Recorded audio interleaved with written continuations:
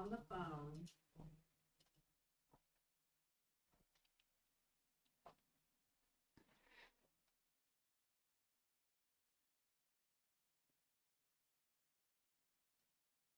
Hello, hello. Um, just started the stream here. Let's see here. Is it working? Hello, hello. Um, just started the stream here. Let's see here. And it is. Okay, wonderful. I am going to. I see we have no viewers, so I'll wait. I will. Um, so today we are going to go ahead and do some rune readings here. I've got my rune deck here. My rune cards. Oops, there you go. And yeah, so we're going to just do that, and hopefully we can help some people with their confusion for 2025. I know I've been kind of really really confused lately. Just really not really in that great of a mood. Um yeah, my dog Marley recently passed away. And so, yeah, I've been just it's just been a hard time for me recently. So, I'm doing this reading for everyone, for the collective, and going to try to just kind of see if, if this helps anyone, that'll be worth it. So, I see Clint Nelson. Hey brother, thank you for your comment, and super appreciative of you for the donation a while back. Appreciate you so much.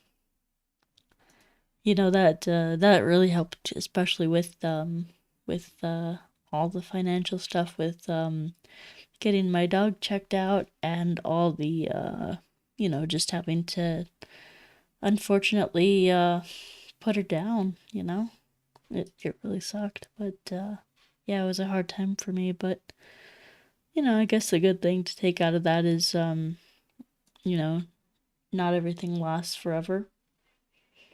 And I guess just more appreciation and gratitude for, what I do have, and like not wasting time really, you know?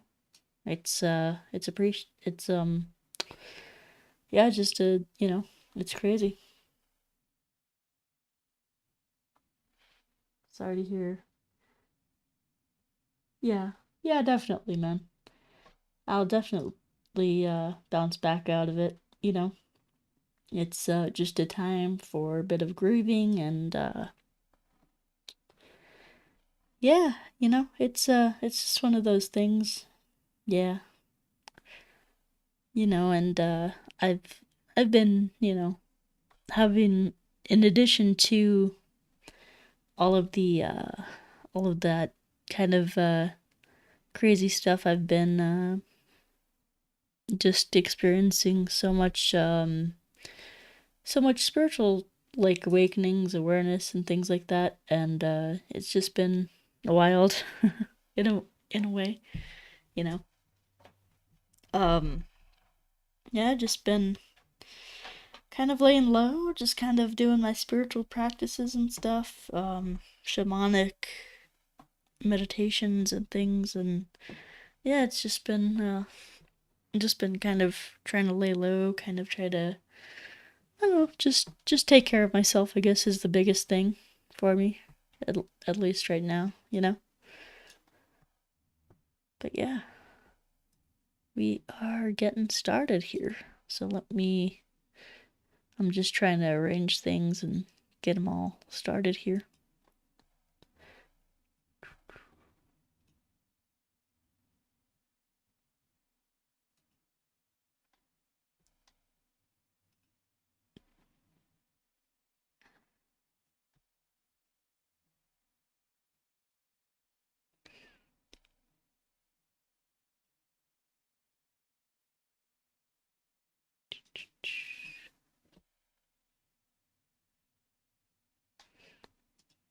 Sorry, I'm messing around with my tabs.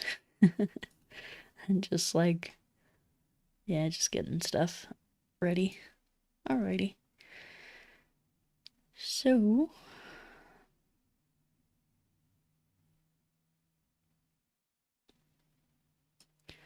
how have you been, Mr. Clint?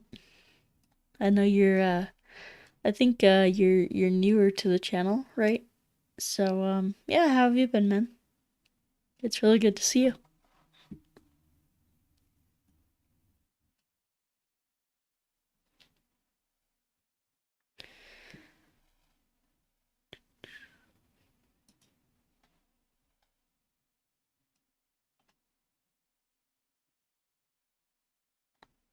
Just waiting for people to show up and stuff, you know.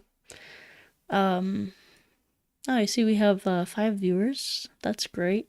Thank you guys for showing up. Appreciate that. Alrighty. Well, what do you say we get started here? In the chat, let me know who all's watching, so I can say hi to you guys.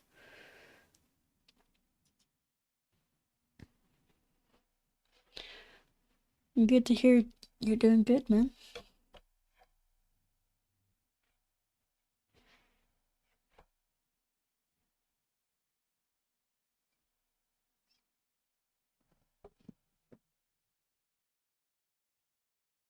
Oh yeah, that's yeah. I see that. Yep. Gotcha, man. Cool. Alrighty. Well, um, let's hope that we get a lot of viewers today. So, you know. All right. So usually, I'll just talk a bit before we do this. So with the runes here, I have the rune cards, and usually in the traditional manner that they would use rune readings is basically kind of to just inscribe them on little wooden pieces and kind of throw them around and on a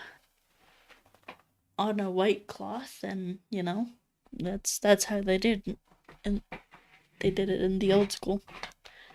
So, but yeah, now we have cards, and I can just like shuffle them, and you know, it's a lot easier. So, let's see here. Yeah, I'm really glad to be back on YouTube, though.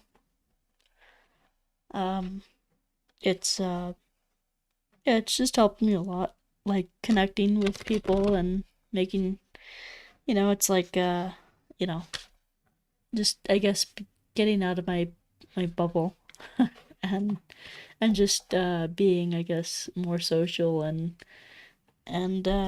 you know, more creative. It does take a lot of energy to do that, and sometimes I felt burnt out in the past, like maybe we don't, you know.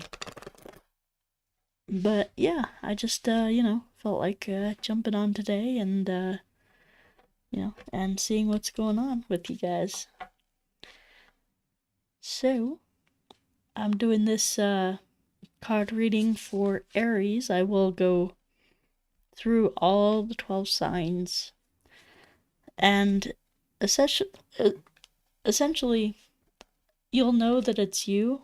You know, a lot of, so I'm a Vedic astrologer. That means I use sidereal astrology, and I'm doing each of these 12 readings for each of the 12 ascendants.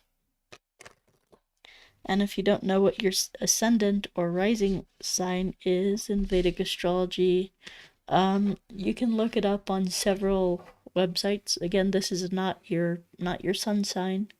This is your rising sign in sidereal astrology or Vedic astrology.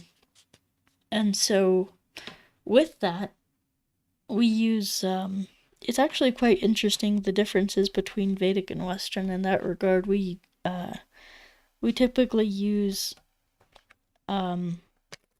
someone's rising sign because it changes so frequently, so often, and it's changes actually every 2 hours. So there's 12 signs and there's 24 hours in a day. So every 2 hours is when the signs change, or at least when your ascendant sign changes. So yeah, that could that strongly impacts like your personality and things like that. And yeah, in Vedic or in Western I'm basically I'm a Cancer Sun in Vedic, in Western, and in Vedic I'm a Libra ascendant and Gemini Sun. So yeah. So again, guys, this is this reading that I'm doing right now is for Aries for 2025, Aries ascendant. And I'm just shuffling my cards. I'm, talking to you guys and shuffling. So yeah, let me know how your 2025 has gone so far. I know there's a lot of changes going on, especially in government and stuff like that with the Trump presidency going on.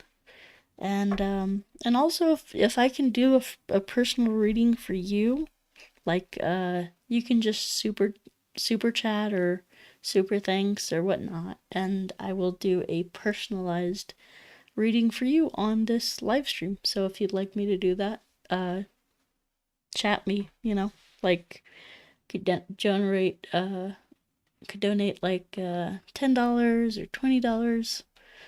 That would be great. That would be super helpful because as I said again, like my dog has passed away, and so I'm trying to pay for her, pay her off those medical bills and stuff. And so yeah, it's like no. Anyway, I love doing this stuff, and it's like it's always fun for me to do a little rune reading here.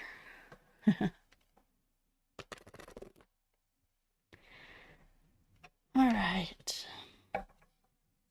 So, before I do a typical reading, I like to do a little bit of a prayer or just a quiet, quick meditation, and we will call upon the power of Odin, the wisdom of Odin. We'll call upon the strength of Vili and the spirit of Ve. And if you don't know, or actually, Odin, Vili, and Ve, we ask you to guide us as I do the rune reading for Aries Ascendant for 2025, all those events that are going to unfold, hopefully peace, prosperity, some spiritual growth, and all those things that I'm wishing for all my audience.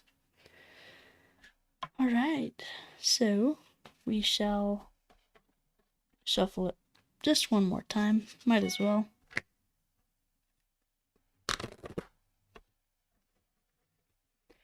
All right. What is this?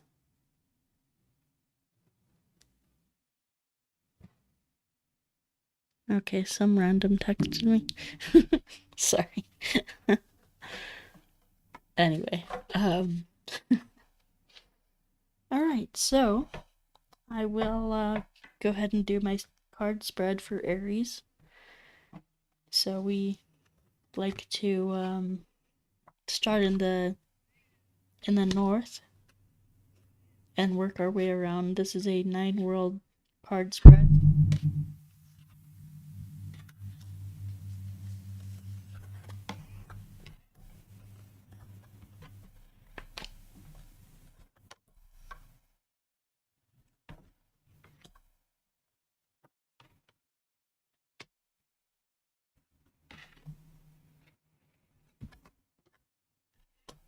Okay, wow.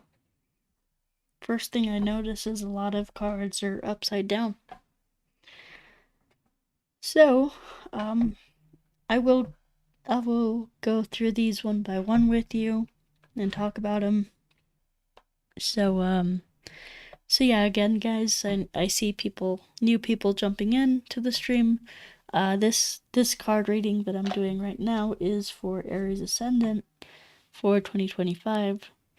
And yeah, if you want your own personal card reading, I can do it on stream. If you don't mind doing it on stream, just send me a $10 or $20 super chat or a super thanks, and I will get right on that. All right. So, starting with Sawul in the center. Well, actually, let's start with the Tihuaj in the north. So, anytime I have this 9-world card spread, I well, let me explain what that is. So I basically lay the cards out in like a 3x3 card spread here, and yeah, I start. It's like the directions, the north, south, east, west, but also we have northeast, southeast, southwest, and northwest incorporated into that. So it is a like 9-world card spread. So that's kind of what I operate off of. It's pretty helpful for me to just get a grasp of everything that is going on in with people and what they're going through and things like that. So we have Tihuaj in the north, and I will show you what that looks like. Tihuaj, that is Tihuaj. And also, I have these cards here that, they say they give you a definition here of what these are. A lot of people are misguided when it comes to rune readings.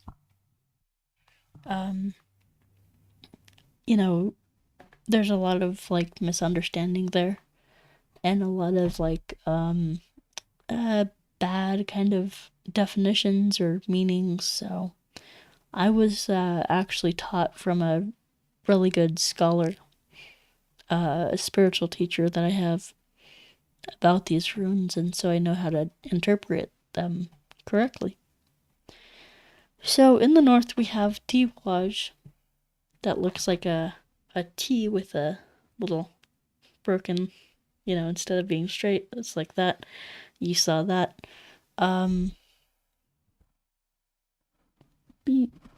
Sorry. BB, thank you. Hello. Hello, BB. How are you, man? How are you? It's good to see people popping on the stream, and, it's great. I'm always happy when we have a lot of viewers, which we seem to have today, so that's wonderful. Yeah, so let's see. Tihuaj, what does that mean? So Tihuaj is the god of victory. Tihuaj is the sky father. Tiu is Jupiter or Zeus. In the old Hindu language, they used to say Deus Pita, or or like it's comes from the same root word. So we're also learning about language here too.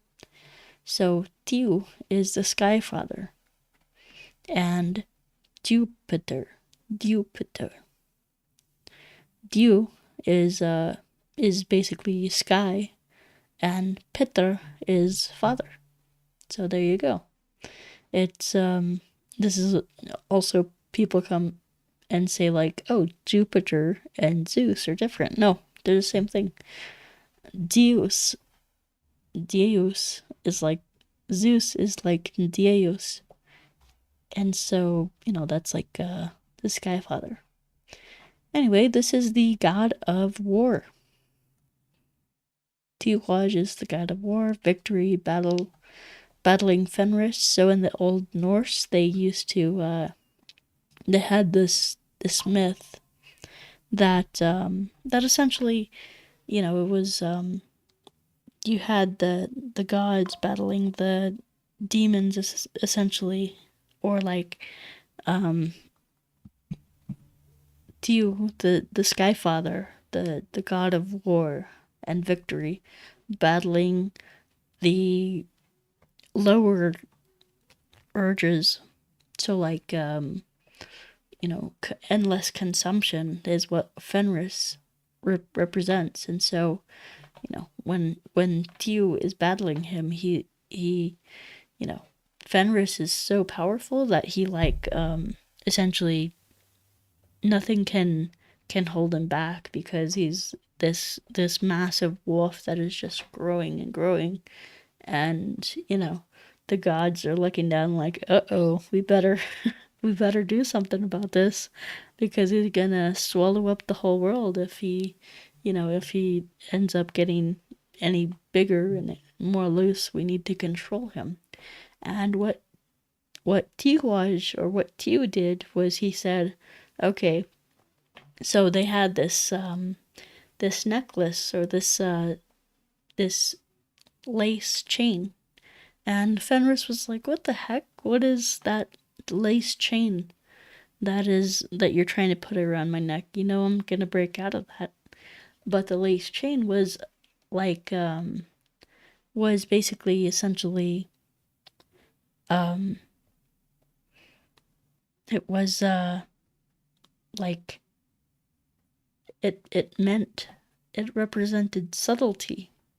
So the footsteps of a cat, or the wings of a bird or something like that, and it was just like the wing flaps of a bird or something, and it meant like this subtlety. It's not black and white, it's in between. And so that's how we kind of control our urges, knowing that if I don't get everything that I want, that's okay. It's like we have our human egotistical urges, and we have our the what I would say our needs that better us. And so Tiwaj here, what that really means is just victory. So it's victory, higher conscious awareness. So Aries, you're going to be gaining a lot of consciousness, a lot of victory over your inner demons and battles. There's going to be a higher consciousness, awareness that is coming into your life in 2025. You're going to be spiritually evolved. This year is a spiritual evolution for you.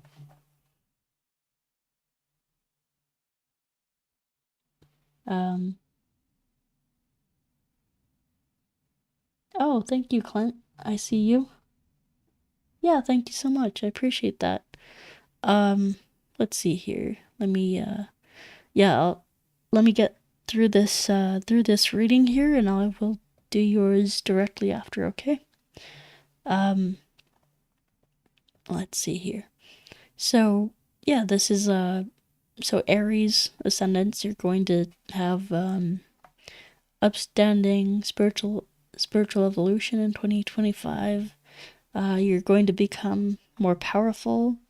You're going to learn how to speak your truth and have more success in this year. And with this north direction, especially, this is what the gods are showing me is manifesting into existence this year. Okay?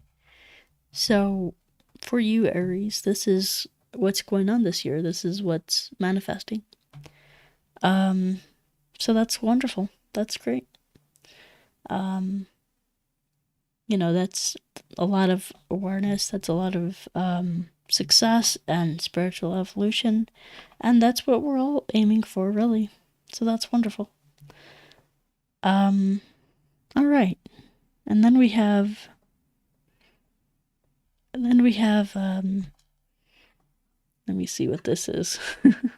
Sorry. We have El Hajj, which is this. So, in the northeast, we have El Hajj. Okay. So, in the northeast, we have El Hajj, and El Hajj is basically represents the elk. It's protection, it's cleansing. And so, that El Hajj is like a shaman raising his hands, and he is basically sending energy, protecting the tribe, protecting his people, it's like expanding the aura, being a protection barrier. I know in shamanic ceremonies like shamanic soul retrieval, the shaman, he's or even in like other ceremonies where they're using hallucinogens and things like that, the shaman will hold that space for them, for the people, so that the people don't get all these, when you're especially when you're doing hallucinogens and things like that, which I don't advise, just because there's a better way to do that. There's a better way of getting DMT in your brain than taking anything external. But when they used to do this, they used to, you know, the shaman would hold the space for the tribe, you know, for all the people. That way, because the reason that that's necessary is because when you do those kinds of things, those kinds of drugs, your aura becomes really weak and disempowered. It's like taking down your energy shield because you're in that altered state of consciousness. So, whenever you do this alone, which I would not recommend doing it at all, any kind of hallucinogen, it's basically like your shields are down, and so that invites any kind of entities to come attach themselves to you. And if you don't get that thing cleared out there, it can become an attachment.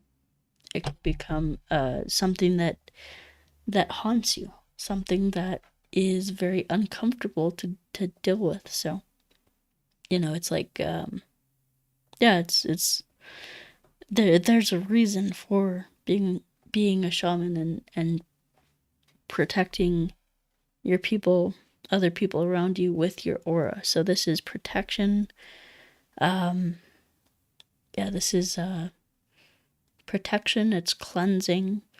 This means your aura is empowered and strengthened, and maybe there's some auric connection. Maybe since this is in the northeast, this means this is the thing that is giving you hope and inspiration and a drive to do better, to do, different things, to do things differently, to empower yourself, to have essentially stronger boundaries as well. Stronger boundaries is real big with this placement. And so, so this is what this is about. So in 2025, just having stronger boundaries, stronger spiritual connection, and things like that. It's really going to be really cool. So, let's see here. Let's see here. Yeah.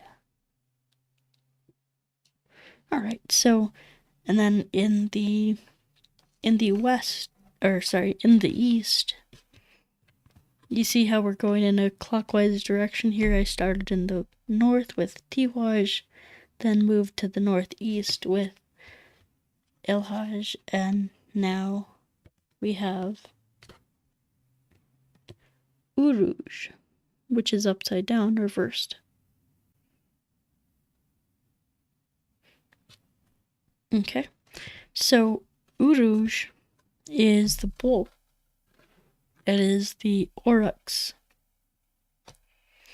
So in ancient Germanic tribes, ancient Germanic times, Uruj was like power. These aurochs were like massive, like 10 feet tall, with like 10-foot like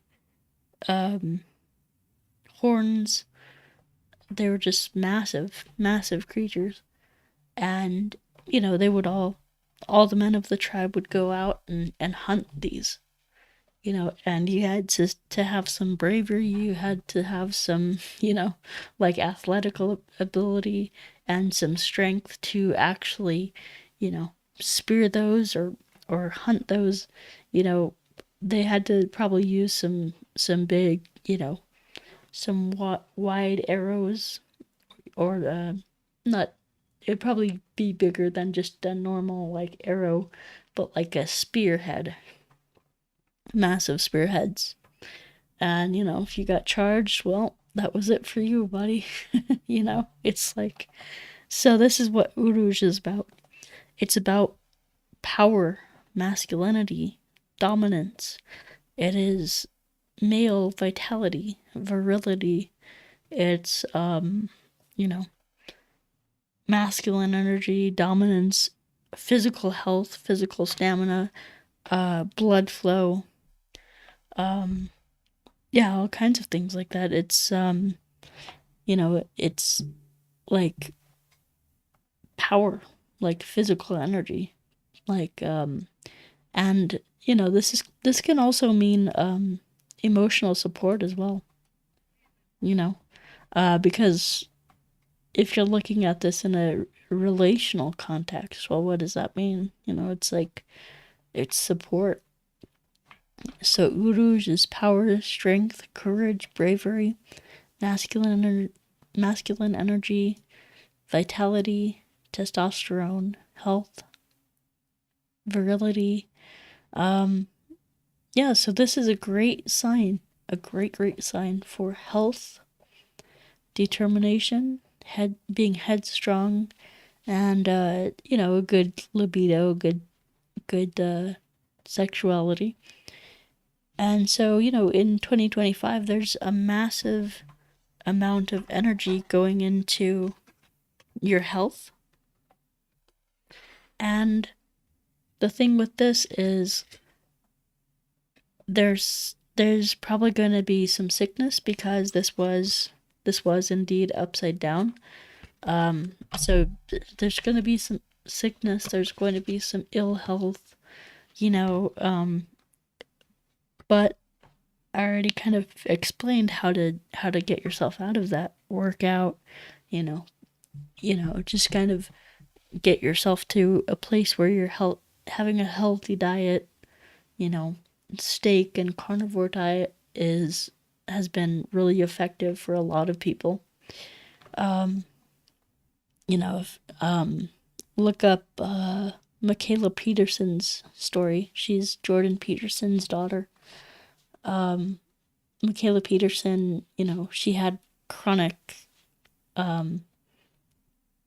immune, autoimmune stuff, diseases, and chronic like ill health and weakness and fatigue and all that stuff. And of course, everyone's guilty of eating the standard American diet, which, what are those acronyms? SAD, Standard American Diet. And that's sad. It's like it's really about you know, we just really got to eat healthier. And for Michaela Peterson, especially, like what she's found is, oh, well, steak doesn't bother me.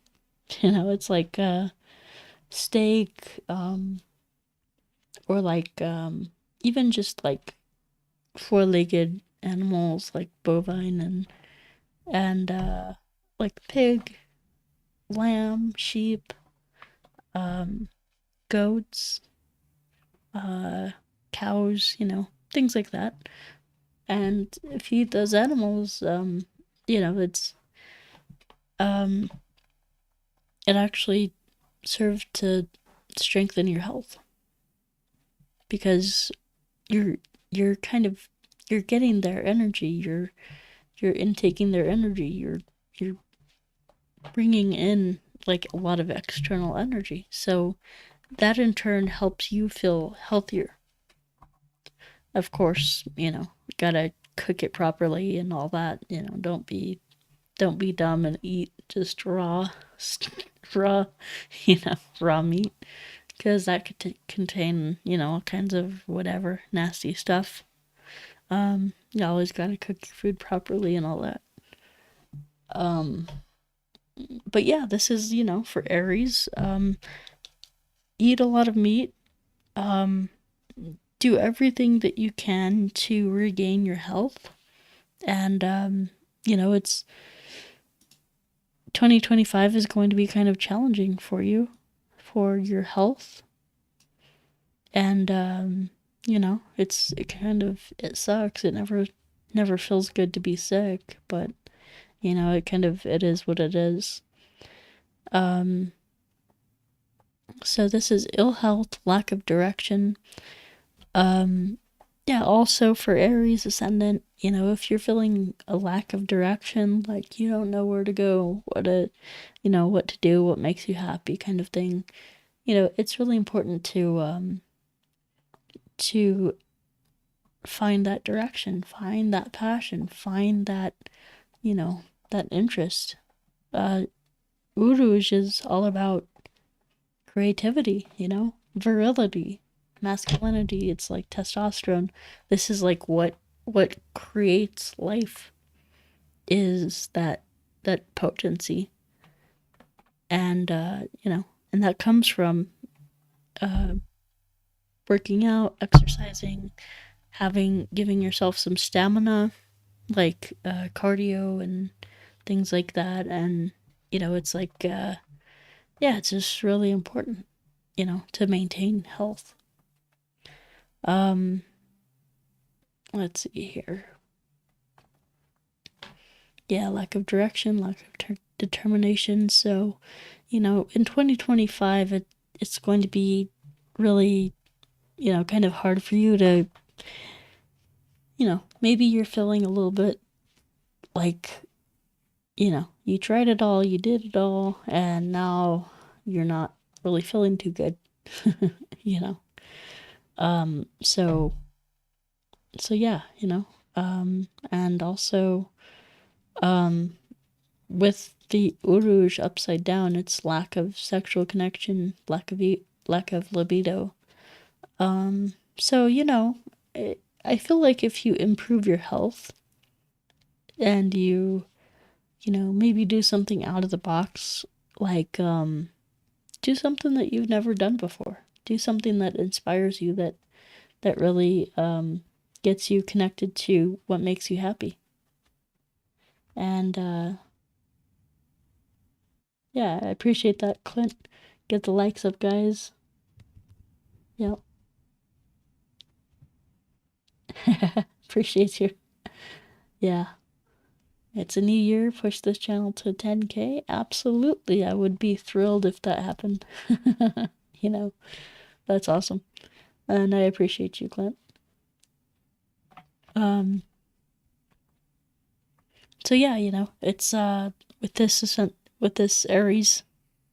Again, we're doing the Aries reading today, or right now. And so let's see here. So let's see. So we talked about Uruz. And now we have the southeast. So in the southeast, we have Perthro reversed.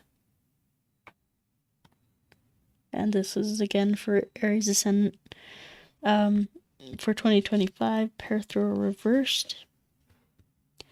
And this is about endings.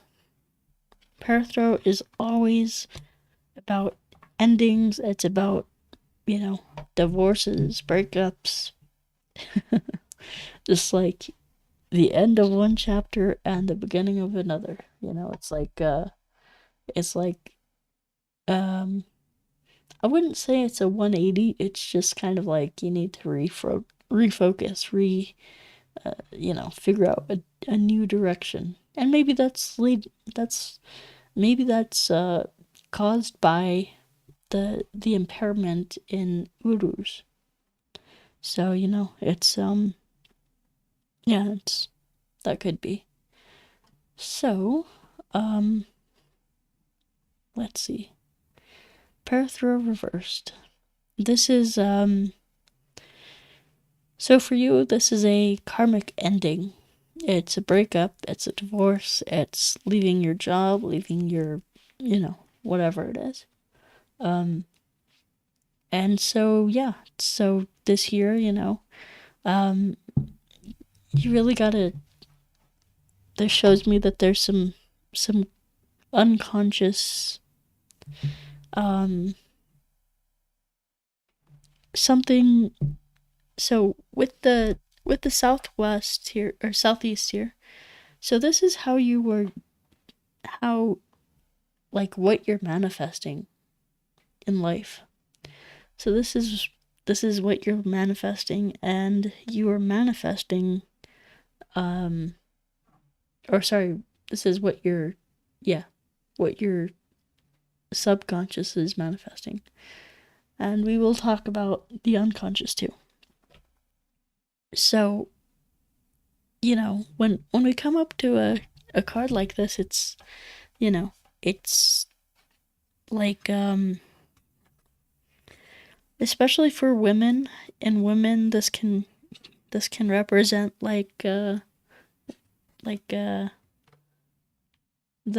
uterus and things like that. It's like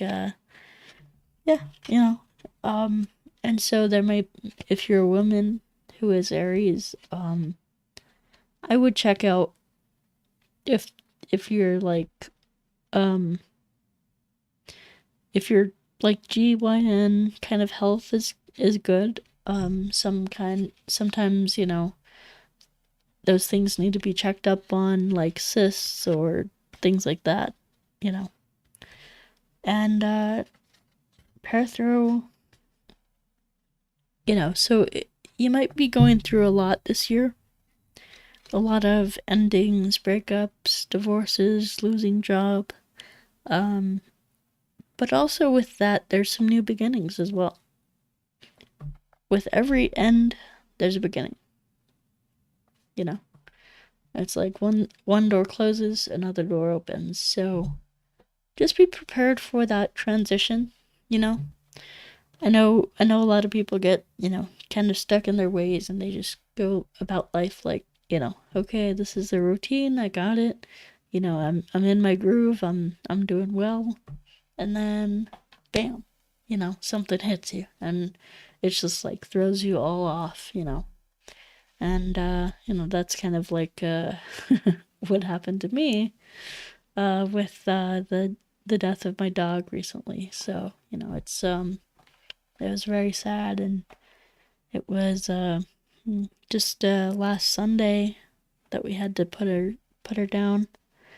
And it's it was hard to get over. It was, and I'm still kind of in that space where I'm like just really missing her. And that's okay, I allow room for myself to grieve and to mourn and all those things. Those are healthy things. Okay. now for Aries 2025, we have El Hajj, or sorry, let me look this up. This is Ahwaj. Yeah, Ahwaj. This is the yew tree. I typically pronounce this Yuhwaj just because of the yew tree, but it's actually Ehwaj. And this is the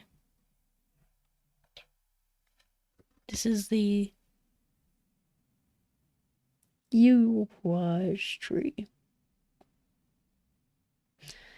And so, I'll tell you about a little bit about the Yuhwaj tree. The yew tree. What is the yew tree? Well, in I forget what region. I think it's like these runes come from the pre-Christian German tribes, or the like Norse tribes. In fact, Tacitus, the Roman historian or something like that, philosopher or something, Tacitus wrote a great book about this called, I think it was called Germania or something like that. And yeah, so one of the things in the runes is a yew tree, and the yew tree is a tree that, it grew like a normal tree, just grew out of the ground like that. And then it had branches, these branches that spread out, and they would become heavy, and they would go back down into the ground. And then once it went into the ground, those spots in the ground started sprouting again. They had roots. The branches created roots into the ground, and that became its own plant. And then it started growing, became heavy again, and it started bowing and went into the ground, and this cycle continued. And so what we see with this is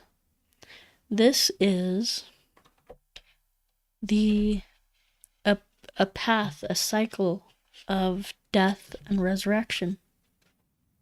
It's kind of like a down arrow and an up arrow. Death and resurrection. This is what the yew tree does. You see that? Okay, so yeah, so this is what the yew tree does. So this represents death and transformation. This represents death and resurrection, transformation. This is self-transformation, and there are two types of transformation. There is the self-initiated transformation, and then there's this. This, like, it's almost like destiny. It's like it's a fated transformation. And so with this, this is in the so this is a big transformation for you in 2025. You're going to be going through a lot, Aries. You're going to be going through a lot, psychologically, spiritually, and otherwise. Like, it's going to be a lot. And so let's get back to the yew tree. So there was another thing about the yew tree, that the yew tree, people could not get too close to it.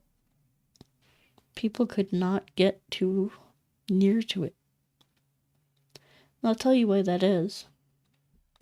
It's because the yew tree was poisonous.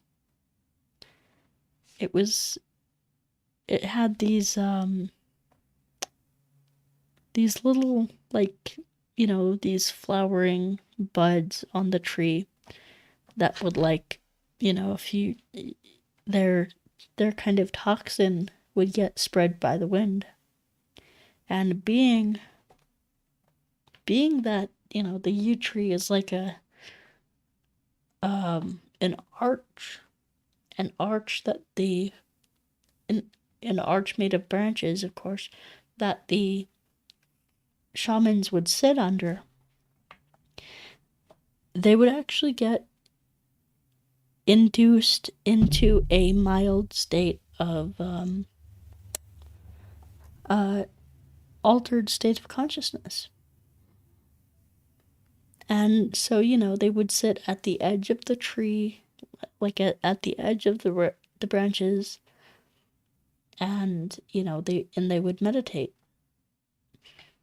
And they would have to tie a string around their ankle. And I'll tell you why that is, because sometimes they would get too deep into being under that yew tree for too long in meditation, and they would actually pass out. That's what would happen to them.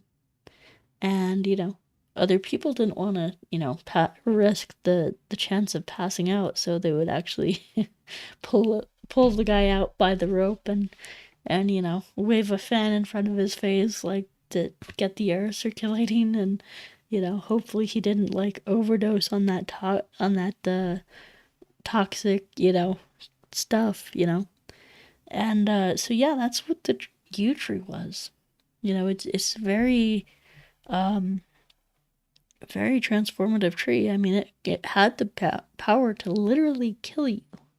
It had the power to literally put a man out. And so, when we think about these runes, we're like, oh yeah, that's cute, whatever. But, this shows you how transformative they are. It can literally send you to the afterworld. And so, when we have these things, it's a powerful sign of transformation. And so this means this is a personal challenge. It's going to be transformative. It represents evolution, change, and conflict as well. So,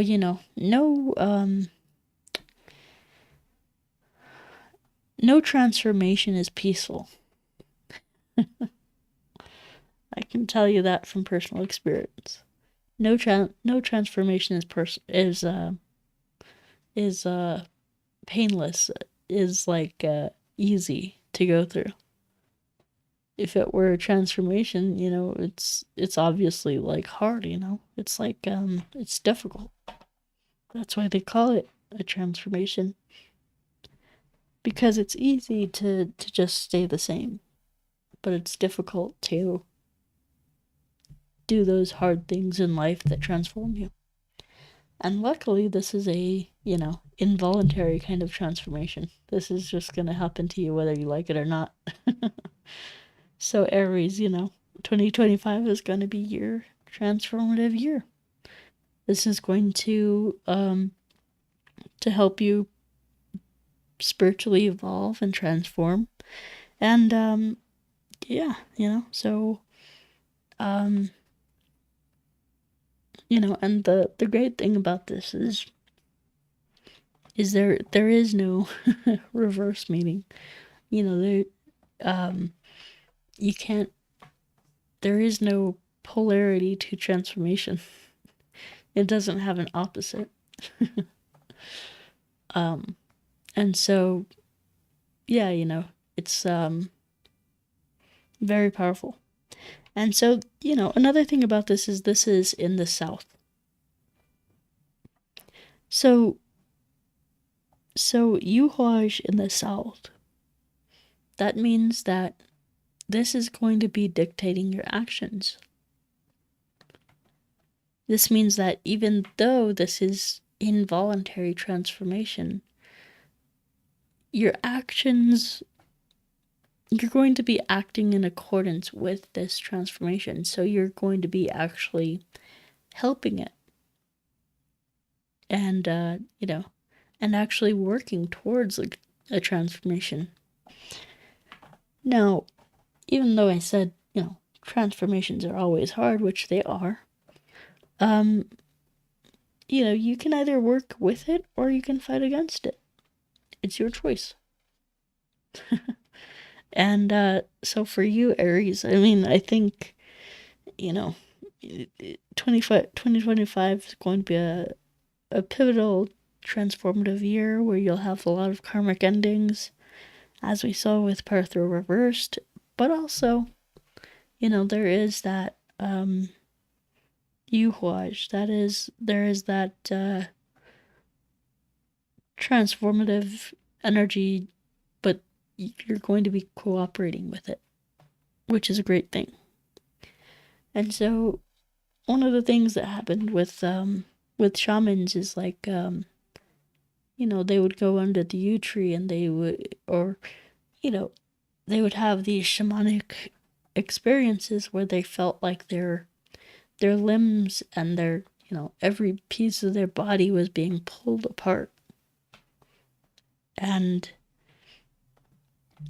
they would go into dream state feeling like they were being stretched, just pulled apart. Like, I don't know if you've ever seen documentaries about what Genghis Khan would do to the people he fought against. But this person is pretty brutal stuff. And so one of the things that they used to do is they got 4 horses. They would tie one off to each limb and literally rip the person apart. I know, it's graphic and brutal. But that's literally what is happening here in this, like, shamanic dream state for a lot of shamans. They have this experience of being pulled and ripped apart. Each, limb by limb and all that stuff. And what's beautiful about this is, even though it's painful, is that when they come out of it, their body parts are put into like a stew and a goblet kind of thing. And so when they come out of that transformative, painful, crazy experience, they actually come out a new person. It's actually really beautiful. And also with them being shamans, after they have that experience, they're more easily able to communicate with the spirits, with the gods, with the, even clearing out demons or whatnot. So it's really cool experience. It's like, wow, and I think they have to have that experience because, it's like, as humans, we just kind of, have a tendency to just get bored, to just have some normalcy and, a routine, and we do this at this time on this day and that on that time, and, we get ourselves into a schedule, a routine, a discipline. And so that leaves little time for that, that leaves very little time for that right brain, that creative brain, to really just process and to, kind of wander off on its own and go into the imagination, have those experiences with gods, with deities, with spirits and everything else. So yeah, there's some magic to that. You know? And so yeah, let me see. So next we have Fehu in the southwest. So Fehu is let's see here. Fehu is money and resources. So in the old, in the old Norse, Fehu, that's what it looks like. Fehu represented resources, money, wealth, and prosperity. So if you look at it as 2 syllables, Fe and Hu, the Hu syllable means earth, and the Fe syllable means pay. Fe, Hu, pay. Fe also means fee, comes from the same root word or root syllable. And so, so this is the southwest, by the way, is the unconscious. And it's actually beautiful that you have Fehu in the unconscious. See, this is what we are not aware of. Even though you might feel kind of scattered and kind of disoriented and you're going through this crazy transformative experience, in 2025, Aries, you'll have this experience of, it's just crazy, life is crazy, turmoil and all that, divorce, breakups, all the craziness. Well, actually, there's some energetic support for that. So even though you might, say, how am I going to pay my bills this month and all that craziness, and, it's just like really like, you got this. Like, you're being supported by the universe, which is really beautiful. You're being supported by the universe. And so that's awesome. And so Fehu not only indicates like physical resources, and that second syllable Hu, Fehu, where do we get resources from? From the earth, right? From Mother Nature. Mother Nature provides apples, bananas, carrots. There's these, my friend was telling me about these berries, like blackberries, I guess, that grow in his part of like West Virginia area, and it's really cool. They just grow in plenty. So there's plenty. That means that you don't have to worry about loss, about about not being taken care of. Because even though, you're going through a lot of changes this year, a lot of craziness, a lot of ups and downs and turmoil, the universe says, hey, I got you. You're not alone. You'll be taken care of. So that's what I want to pass along to you. We can all get kind of carried away in the the drama and the illusion of life and the craziness of, all the things that we go through. But at the end of the day, the universe says, hey, it's all right. I got you. You don't have to worry.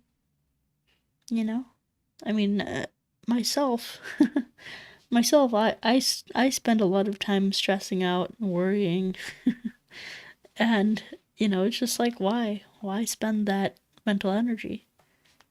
Because it's not going to change anything if I worry.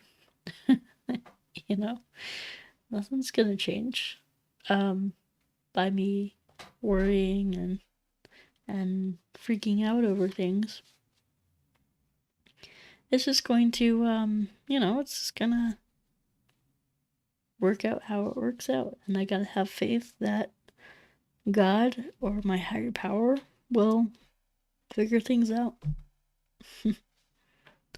I mean, my higher powers never let me down yet, It's like, so a good reality check to do for you, Aries, would be to say, hey, do I have food in the fridge? Do I have access to water? Do I have a roof over my head? Do I have clothes? Yep. Okay. Then you're covered for today. You don't have to worry about anything. Literally, that's what I do every time that I get freaked out about anything. It's just, hey, am I okay for today? Yep. Okay. That's all that matters. So, and then in the West, this is how we are giving to others. And this is called inquage. Inquage. Okay. And this is incubation. So a lot of people, they they have a misunderstanding of this. It's like they'll say it's like male fertility is what I read off of this. It's like these things can be so wrong sometimes. Not to like say that that's wrong or whatever, but if you know the root meaning behind the word, then you'll know what it means. Ing is actually the fire god. So Indra in Hindu mythology, Indra, that's Ing. That's Indura. Like the primordial nectar that drips down from the moon. That's what that means. Indura. So, we'll talk to what that means. So, Inghuaj is the sacred fire. Ing is the god of spiritual fire. The definition meaning for this is incubation process and processing. So, how you are giving to others is you're allowing time for them. It's just like you're allowing space and time. Because, we don't always need to be in each other's faces. In fact, it's great to take time apart and to, process and let people be and, kind of come back to you in their own timing. I know a lot of people get obsessed or worried about relationships and will he call me back? You know? But, yeah, it's like, don't worry. You know, things will work out how they're meant to work out. I find that I have little input in in controlling others, in making something work when the other person doesn't want it to work. You know, it's just like, you know, it's like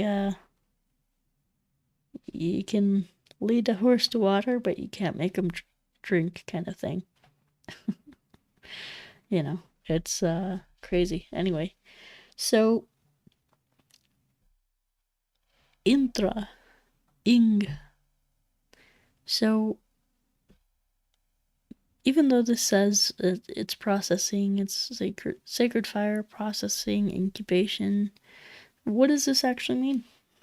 So I'm going to pull another card to get some clarity. And this is ARIES.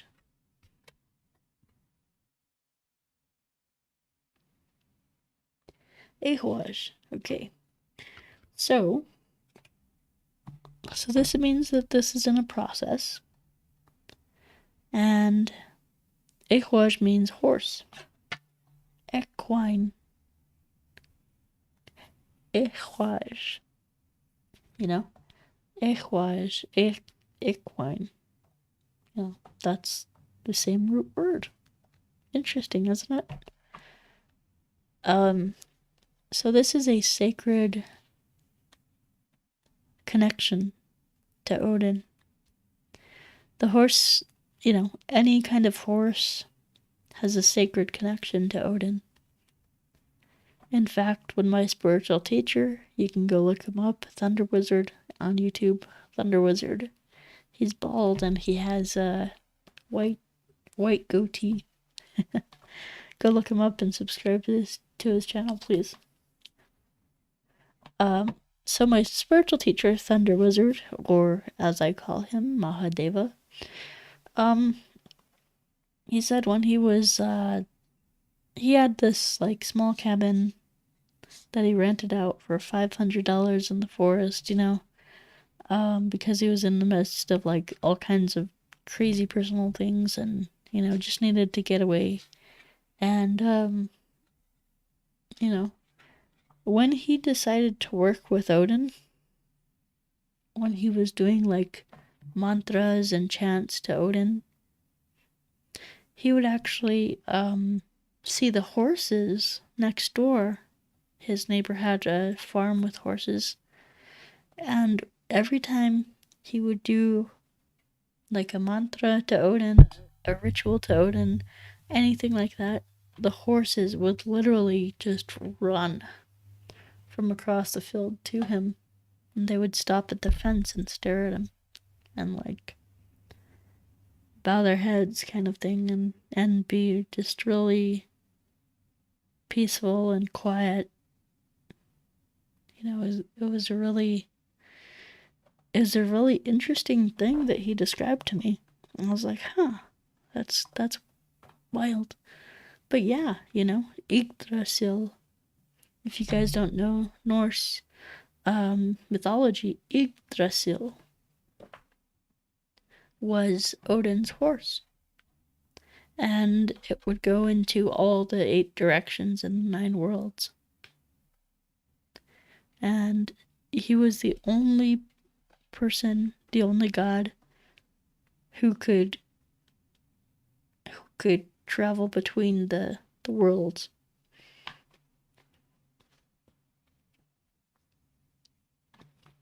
Which was just, you know, it's so interesting. And so, ARIES, this means that the horse and the rider become one. There's some telepathy, there's some channeling, divine connection to the gods. And so this is just a divine connection, a sacred connection. So, what does this mean? This means trust. This is an intuitive connection. This is something that feels good and you're following your intuition. So in 2025, I guarantee there's going to be some kind of relationship where it's like, man, this person was meant to be in my life. And you find peace and harmony, Aries. You find peace and harmony with this person. And there's like a intuitive connection there. You guys will be finishing each other's sentences and, like knowing what each other is thinking. And, those are really the blessings of the like honeymoon stage of relationship. But then, the divine connection, it kind of becomes like, oh, I know what you're doing. I know what you're thinking, so I'm just not gonna open up. It can kind of become that. In some cases, I'm not saying this is true for you, but I'm just thinking of like, old couples that know each other and, they're like, yep, I know what he's thinking. So, yeah. Anyway, guys, yeah, so there is Aries. And then we do have one final card, which is Wunjo in the northeast. Or northwest. Wunjo upright. So, this is the gods telling you, even though we know that you're going through all kinds of transformations and stuff, we know you're going through this stuff. Have some fun. Wunjo. What is Wunjo? Let's take the first syllable. Wun. Fun. Jo. Joy. Fun and joy. Wunjo.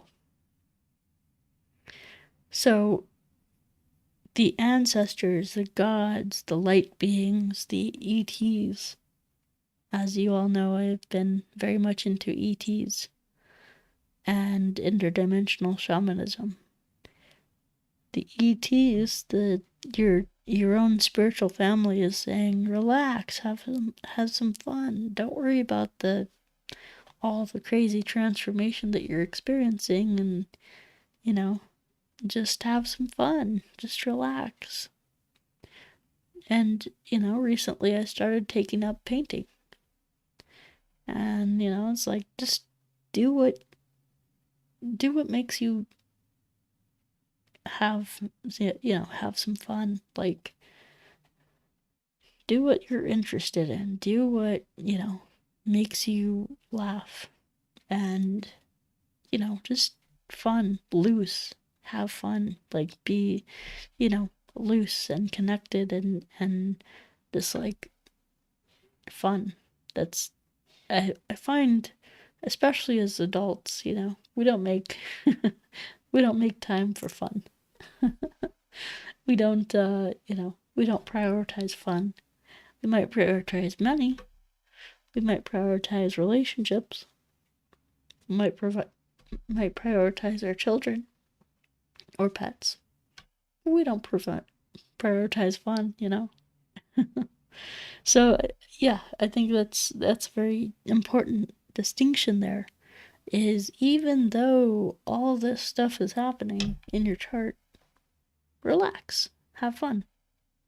That's your higher self trying to give you some guidance. Have fun, experience some joy. One critical thing that I discovered, or I learned from my spiritual teacher many years ago, was to have just like your higher power, the universe, or whatever it is for you, God, Jesus, Buddha, whatever it is, Muhammad, I don't care. Your higher power will provide for you when you have fun. When you do things that give yourself joy and bliss and happiness, your higher power will say, oh, good, he's actually following his dharma. Good. We'll give him a blessing. We'll give him some cash so he can pay rent. You know, it's like, it's such an important lesson that the universe wants nothing more than you. The universe wants nothing more for you than to have all the fun that you can handle. That's a very important thing to know. Alright, guys. One last card. We'll pull for Aries. And then I will do Mr. Clint's astrology reading. Okay? And thank you, Clint, for your support. I really appreciate that. It means a lot to me. So the last card we have here is in the center, and that is Soul.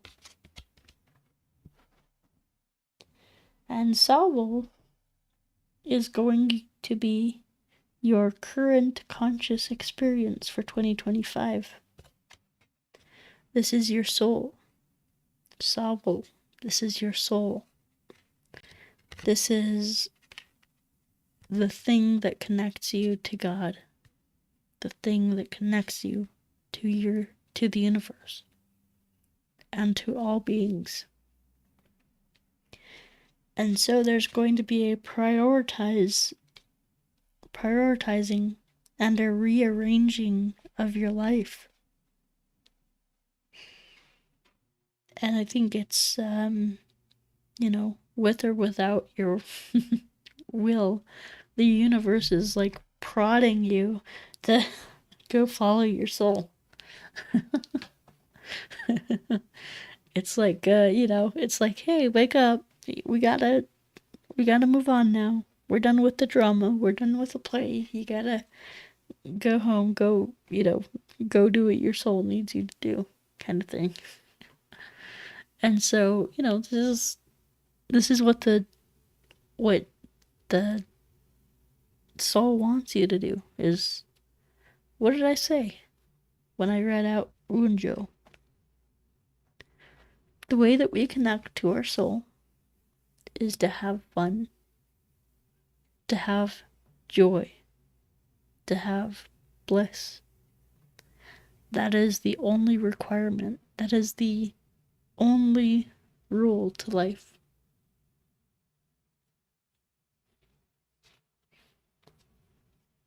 In fact, my spiritual teacher, he wrote a book about this. It's called, you can find it on Amazon, it's called The Shamanic Secret Commandment to a Perfect Life.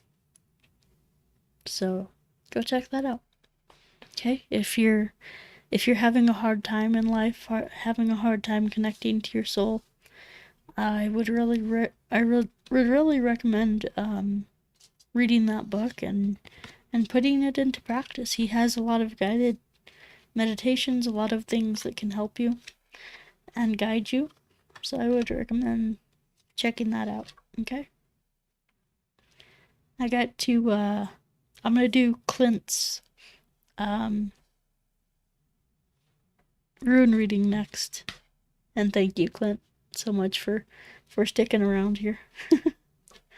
I know I take a while. I like to explain things thoroughly and perhaps too much, but that's okay. That's just what I do,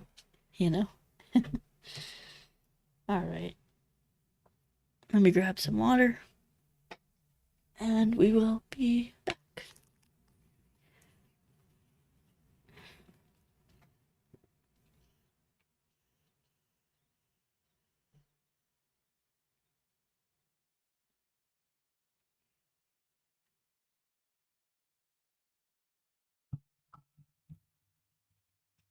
Alright. Gotta cool down the vocal cords.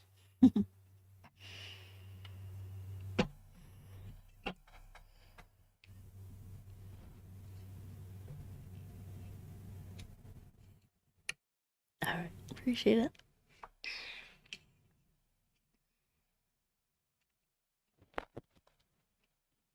I'm trying not to make too much noise on this mic. Let me actually mute it while I open my soda here.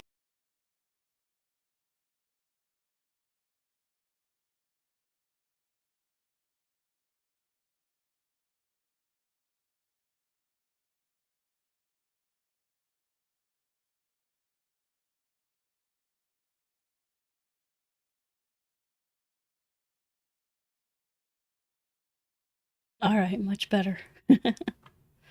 I got my kombucha soda here.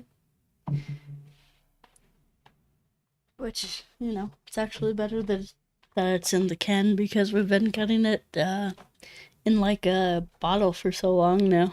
And, you know, every week or so I'd have to go dump the glass at the local recycle place. Whereas, you know, the cans I could just toss in the recycle. But yeah. Alright, so alrighty. So we are now going to do Clint's astrology reading for our rune reading for 2025. I'm going to ask Odin for his wisdom.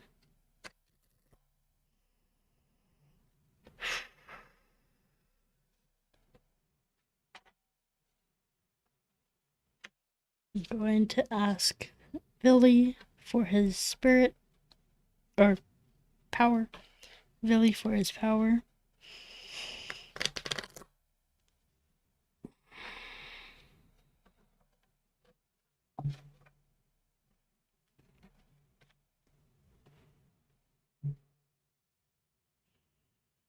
And Vey for his... I took too much cards there. It's like I only left one card at the bottom there for that shuffle. Alright. And Vey for his spirit.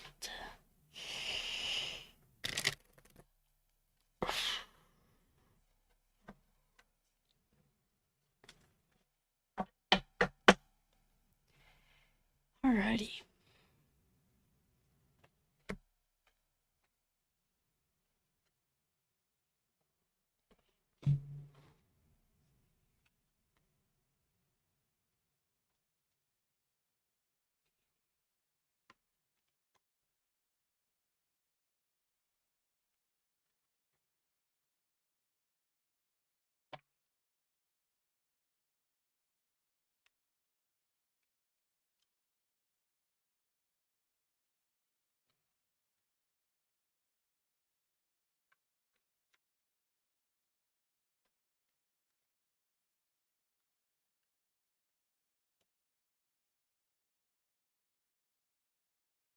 I'm seeing a lot of challenges, but you know, it's like you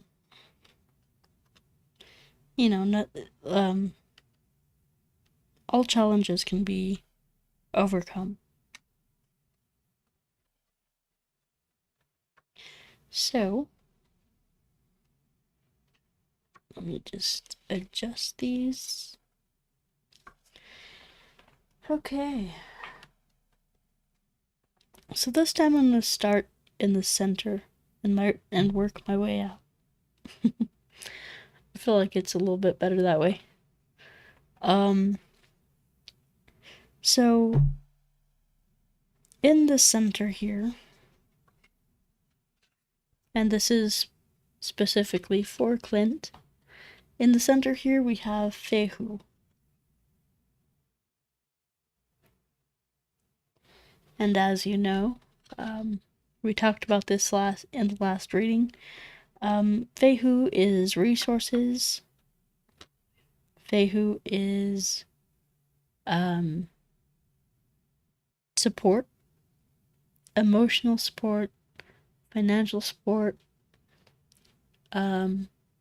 sending love, receiving love, actually, and sending and receiving, because that's the, kind of the, like, there's a circuit there.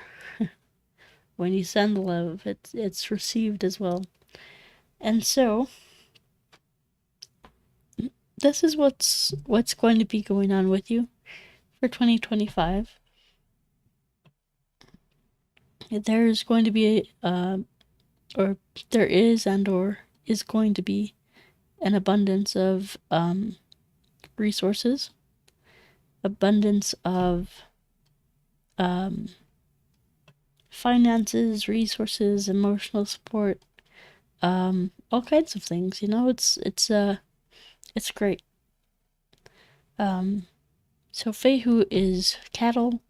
Fehu is physical resources, money, fees, payments. The divination meaning is finances, resources, success. So this is it's a lot. It's it's like there's a lot of finances going on. In fact, a previous client of mine had, she got this this rune pulled up for her, and she's like, "Oh yeah, I've been dealing with a lot of fees, a lot of credit card payments and whatnot." But really, in its essence, it's support. And yes, you might have to deal with, things that happen, fees, payments, things like that. But also, how lucky are we that we get to pay for the things that we need, that we have that financial support. So even though there are, people like to say, "Oh man, this is like a drain on resources," it's actually,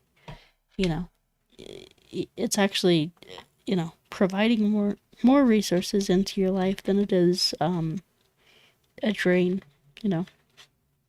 So like if this was upside down, which it is not, that would be the drain on the resources. That would be the lack of love, lack of support, lack of, all that. But this is upright, so this is a great sign that the universe is going to send you more money, send you more resources, support, things like that, and that's a beautiful thing. It's always good to be in abundance, and this shows me that that you are truly living your soul desire, your purpose, and it's like when we do the things that we know we should be doing or want to do, or the things that make us happy, like yeah, it gives us resources. The universe provides for us. And so that's great. And then we have in the north, and again, the Fehu was what's going on with you currently and what will continue to go on with you in 2025. So up north is the possibilities. We have possibilities of victory. So the north direction here, we have Tihuaj, which we also talked about. Tihuaj is the Norse god Tiu. It represents victory. It represents successes. So if you're trying to start a business, this could be really successful for you, or even just in your career or relationships, or all areas of life. Really, it's success. It is victory. In what you're trying to do. in whatever you're trying to do, you know. So, and this can also mean that there's something to surrender. So, oh yeah, this also means awareness. So there's a possibility of gaining some awareness, some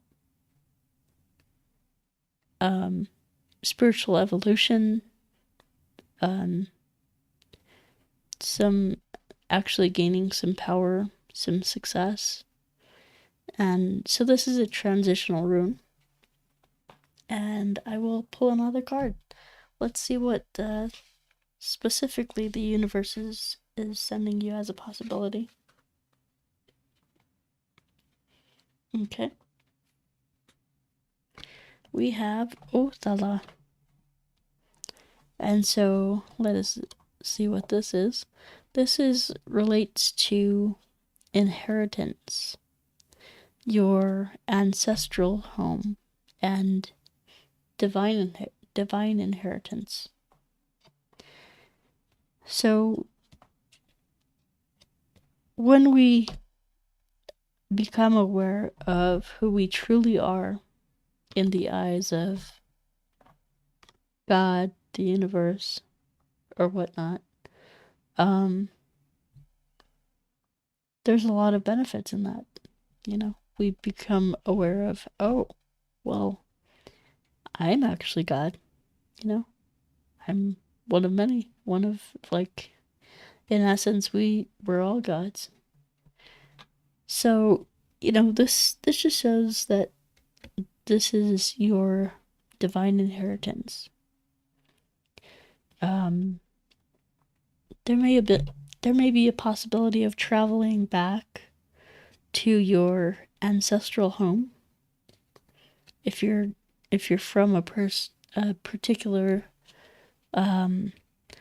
race or religion or whatnot that is from a particular place. There might be there might be a possibility of you going and visiting, like, for example, a pilgrimage or a spiritual journey, or something to that effect, you know. And so, yeah. So when this is upside down, this could in fact indicate, like, moving out, being ungrounded, being unsafe, and insecurity. Yeah, just like, because this is indeed upside down, this Othala.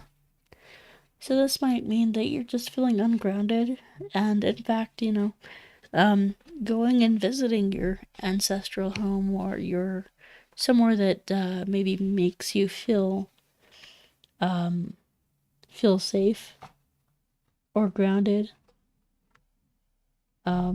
Let's see here. Okay, numerology 7. Nice. Yeah, I'm personally like a 9, and this is a 9 year for me, so yeah, it's interesting, you know. It'll be interesting what happens.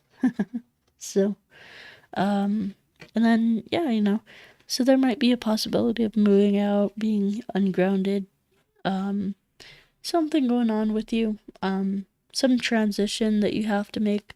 But again, this is, Tiwaj shows that it'll be positive. You'll have a victory in that. So you might have, let's say, for example, you live in an apartment. Your landlord says, hey, we're thinking about, you know, evicting you or finding new tenants or whatever. But in the end, it'll like work out for you, you know. So with this Tiwaj here. So there's that Othala. And yeah, so, and again, the north is just a possibility. This has not yet come into manifestation, but the universe is just saying kind of this is a possibility of what might happen. And it's not like set in stone. You can still navigate it and do things to prevent it moving around it. Alright guys, so I'm going to shut my door here real quick because someone's in the shower.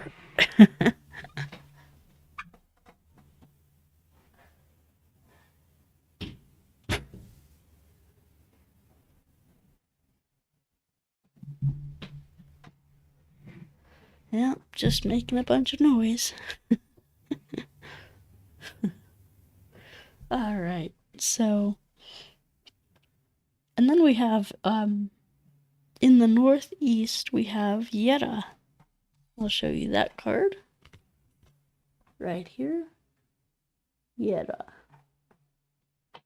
And Yera means relationships. It means interconnected. Like, Yera, could be, it's kind of close to gear. If we take the A off, it's yer. It's the J-E-R, yer. And so,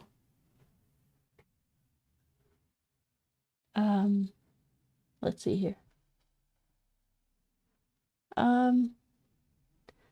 So let's see here. Of you moving north, not necessarily.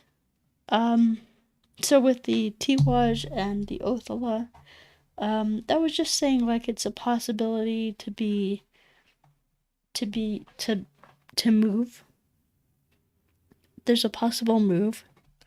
Again, if you don't want to move, just keep in mind, like maybe, it's just kind of saying that maybe there's a possibility of like, feeling ungrounded, feeling, maybe unsafe, or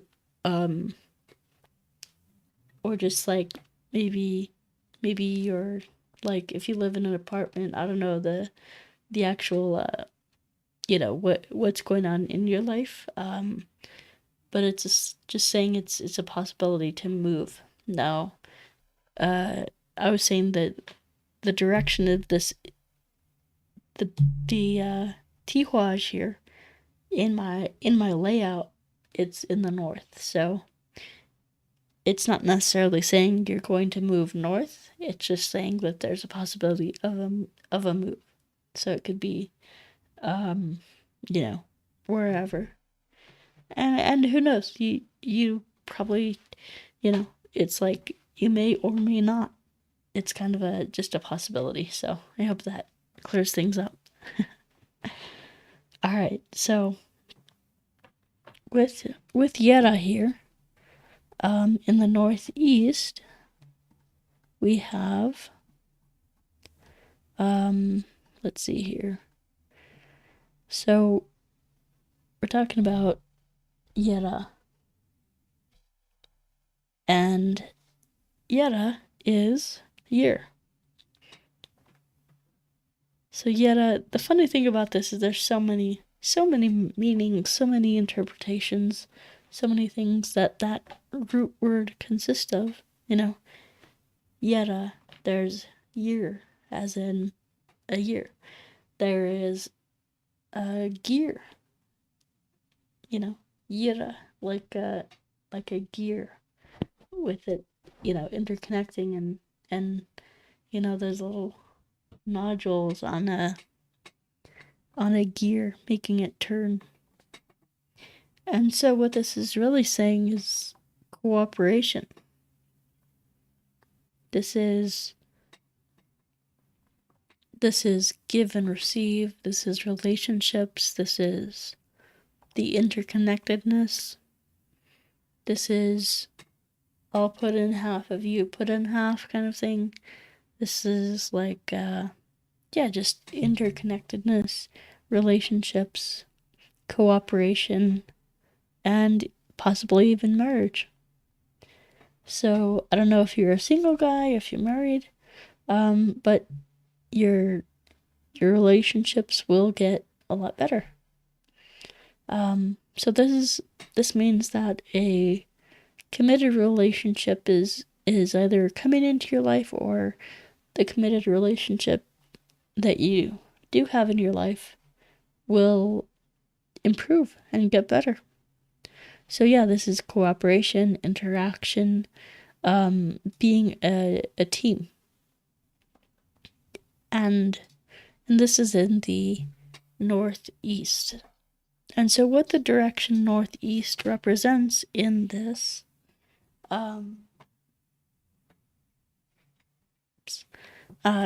layout, northeast is like hopes and dreams and wishes. And because northeast in the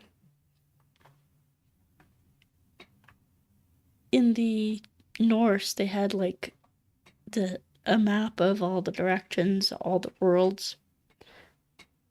And so the northeast in the Norse is basically Asgard.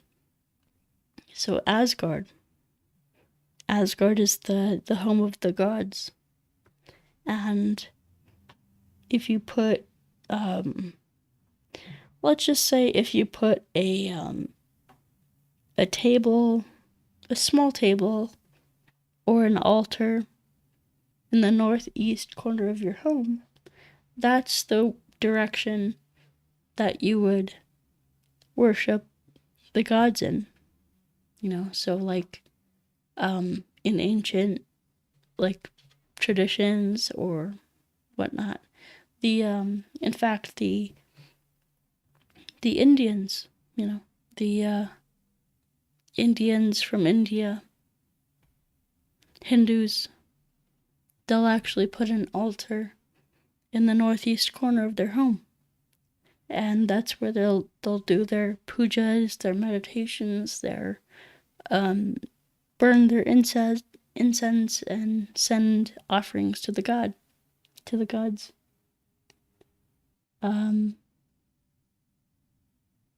Yeah, sounds like my soulmate is coming. Yeah, that's what it sounds like to me, for sure. Yeah, that's awesome, man. Good for you. I hope that works out for you.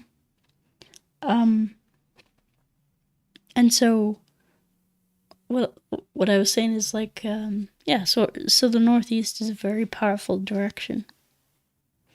And with Yera there, it's like, this is committed relationships and stuff like that. And this is also a transitional rune too. So I will tell you what that means. This is let's see. This is Berchtanaj. So this is upside down Berchtanaj. And let me actually find that on my thing here.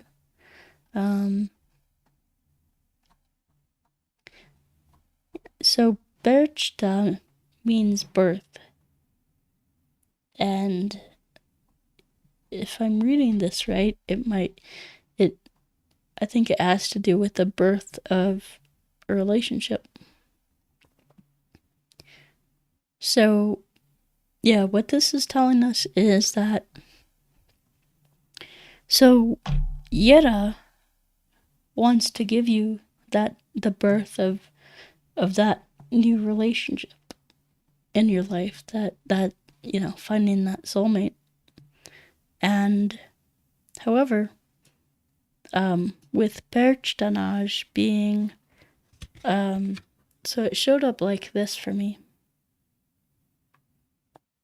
So Berchtanaj means birth, but when it's upside down, it means death. Now that doesn't mean a physical death. That just means that something has to die or end before you can jump into a relationship with your soulmate. So yeah, something has to, and it might be something simple, like you give up being single in order to get into a relationship.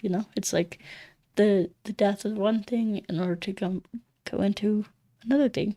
It could be that simple. But let's see here. Going to, let's see.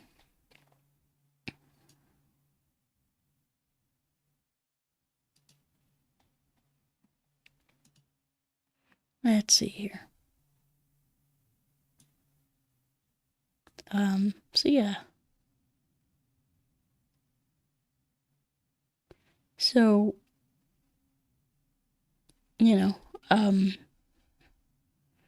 who knows, like, yeah, maybe there's something that you've been holding on to. Maybe that's like preventing you from like experiencing kind of new love or things like that. And when we hold on to those things, for me, I'll just tell you, in my life, it's kind of isolation and being introverted and not wanting to really go out and meet people and things like that. And so that's my hang up about getting into new relationships and stuff. But that might not be yours. But they're just telling me, like, something has to die before you, or something has to end before you jump into a relationship with possibly your soulmate. And and that's okay. It's like sometimes we have to get rid of things, or bury things, bury the hatchet kind of thing, or different things like that before we can actually move on and move into a relationship with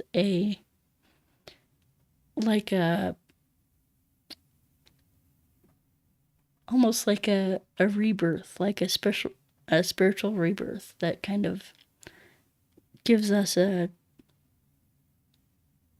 almost like a clean slate, where we put our old habits aside and we try to form new ones to benefit the relationship or whatnot. So and then we have in the East. So the East is how we are giving to ourselves, and this is ARIES. So ARIES. And I remember we talked about this in the past reading, the previous reading. And ARIES means like a spiritual connection. And so, so being in the East, ARIES, well, first of all, the East is where we give to ourselves. The East is the land of the identity. The land of the southeast is the land of the Jotuns. The East is the land of Thor. The land of boundaries and identity. So the East is how we're giving to ourselves, and ARIES is this spiritual connection, this intuitive spiritual connection. And that's beautiful. Like, I love that. ARIES is like connection with others as well. Like, how I mentioned the connection between the rider and the horse. Yeah,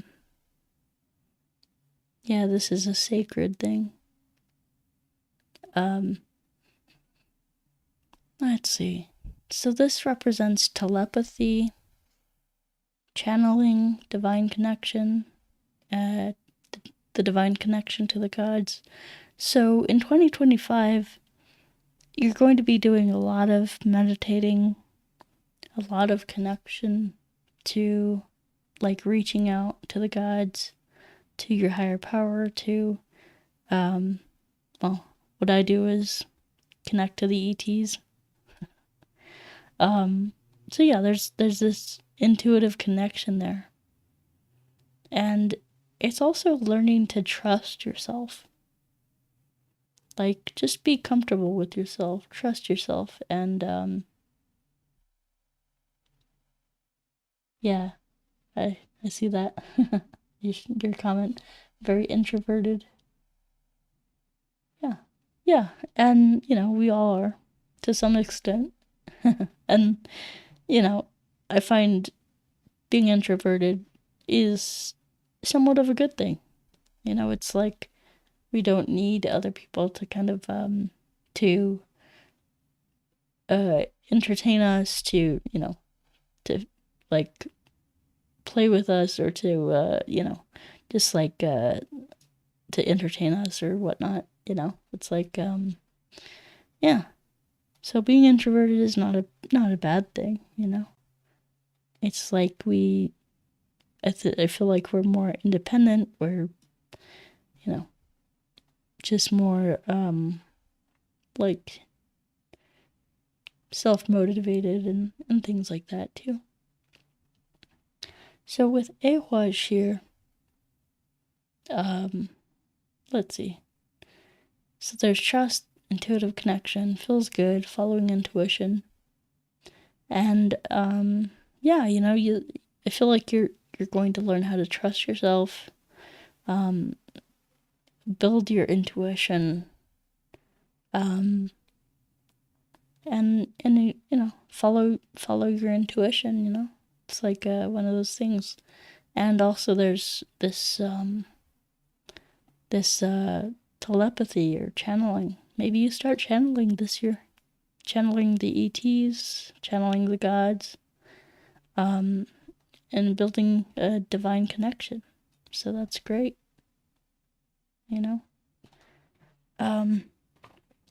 So now in the southeast, we have Raito.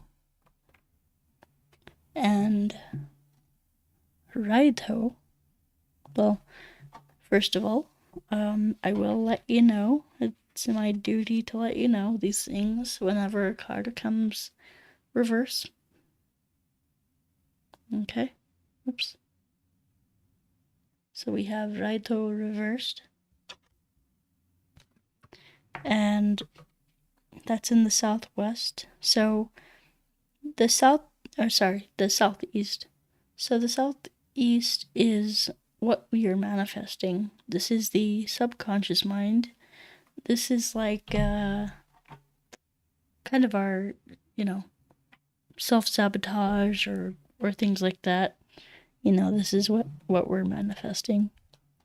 And the beautiful thing is we can unmanifest something. We can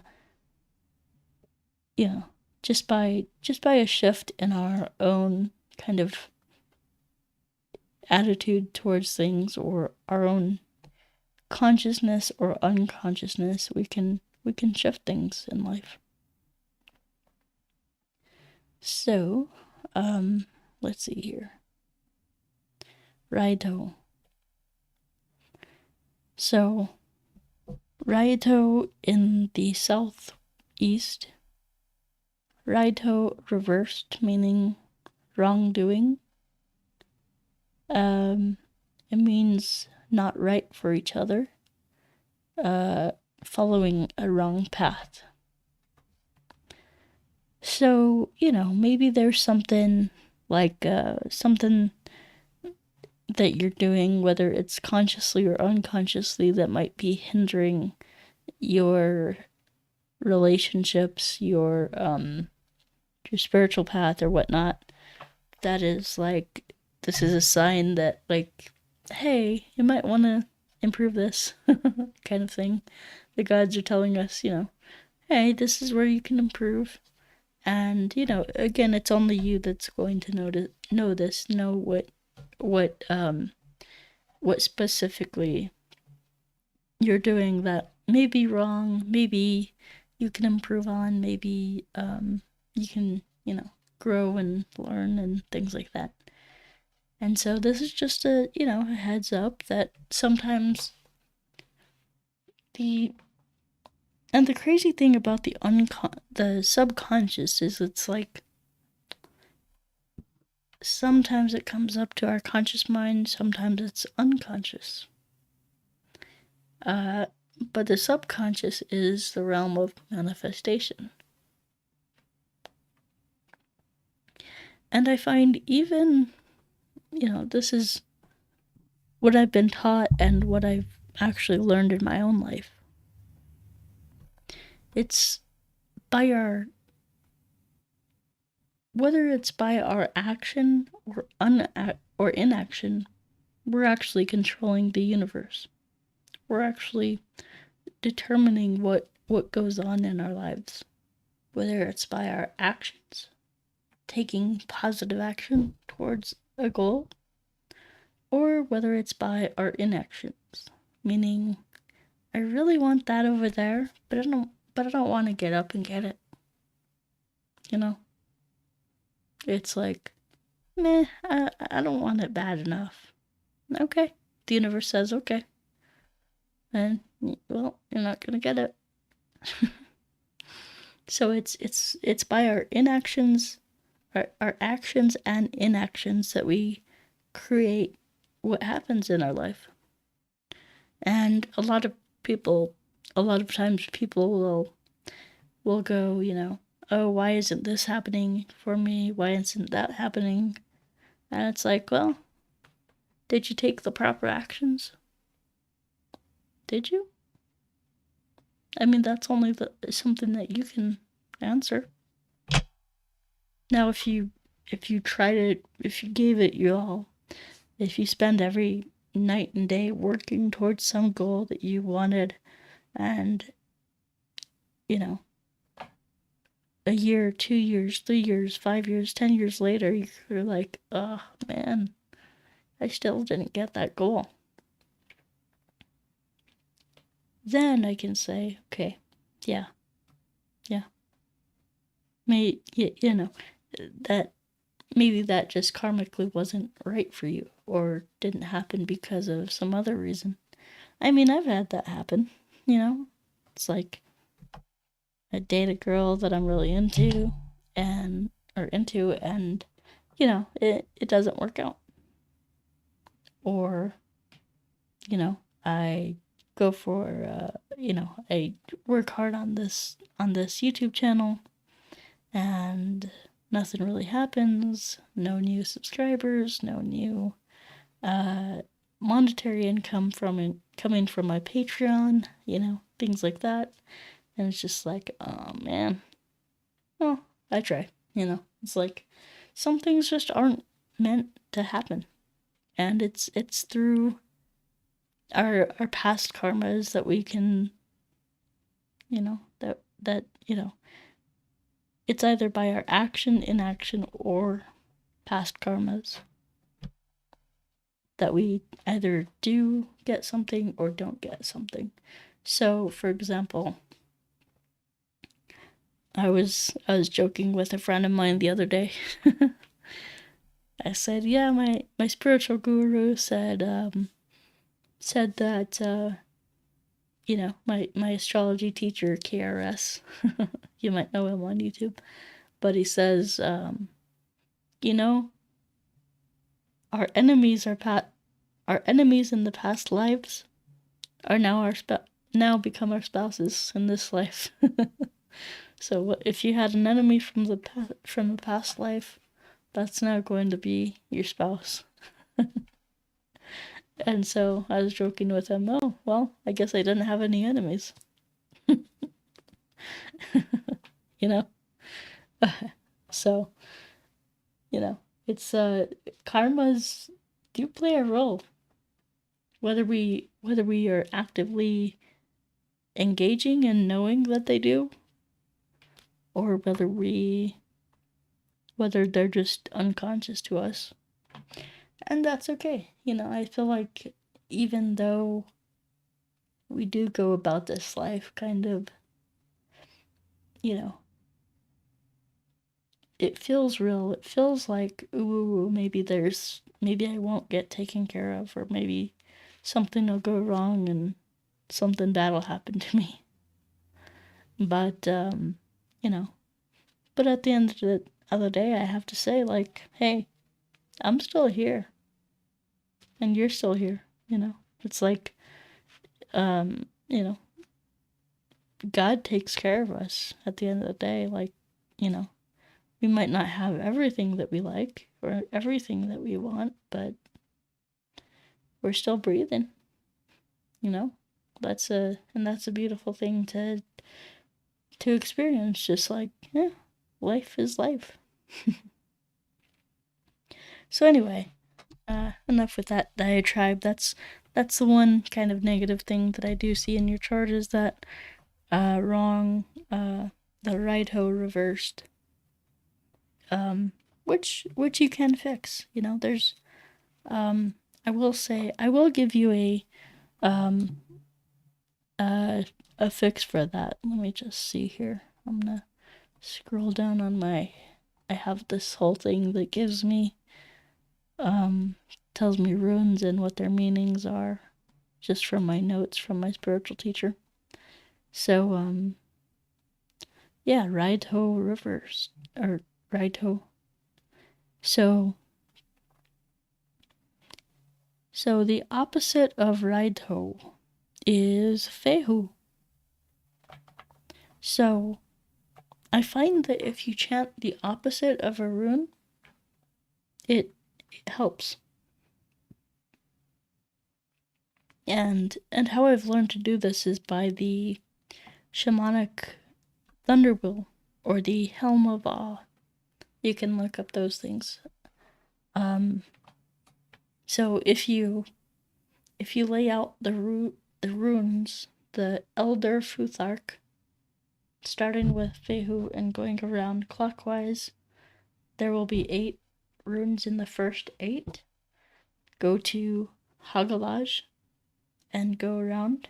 There'll be 8 runes in the second 8. And if you go with Tihuaj on top and go around listing the runes, there'll be 8 runes in the third 8. So that's how the Thunderworld looks. I would show it on the screen, but my screen is kind of jam-packed of, just different things. So, yeah, so, and then we come to what I think is the most beautiful card in your reading. We come to Ansuj in the south. Ansuj. So what is Ansuj? Ansuj is, well, what does it sound like? It sounds like, to me, Ansuj sounds like answers. Answers, which is a really interesting thing, because this is, Ansuj means God mouth. This means that we are speaking the words of God, or the universe, or whatever you want to call it. It's like essentially that it's a channeling, it's a divine communication, and so it's let's see. So Ansuj is God mouth, connection with celestial deities, connection with even the ETs, divine connection, and communication. Manifestation, speaking your dreams into existence. And that's beautiful. So, speaking your dreams into existence. So this means communication with the deities, manifestation. And so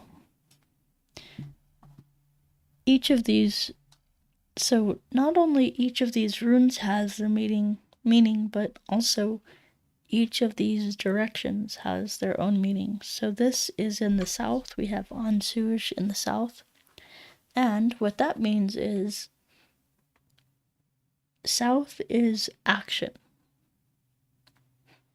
So these are the actions that you are taking, the steps that you are taking. This is the, goal-oriented action. And, it's like you want to, it's like you're taking action, you're doing things to pursue your goals or whatever. And this is saying that you're actually taking the actions in furtherance of manifestation, furthering, speaking things into existence, manifesting things. It's like it's really powerful stuff.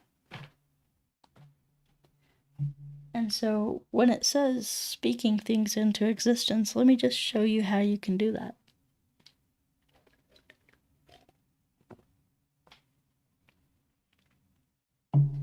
And 2025 will be a major year of manifestation for you if you can master this. I'm serious about that. So, Ansuj, right?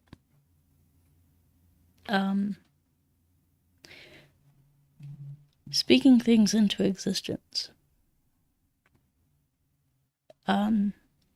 So what I want you to do. So, well, first list out your dreams. List out everything that you want to accomplish in 2025. And if your list is like 100 things long, you might not accomplish every single thing, but I guarantee you like at least 1/3 or 1/4 will be accomplished or manifested if you use this technique. So when you talk to others about those things, when you refer to in your speech, in your communication,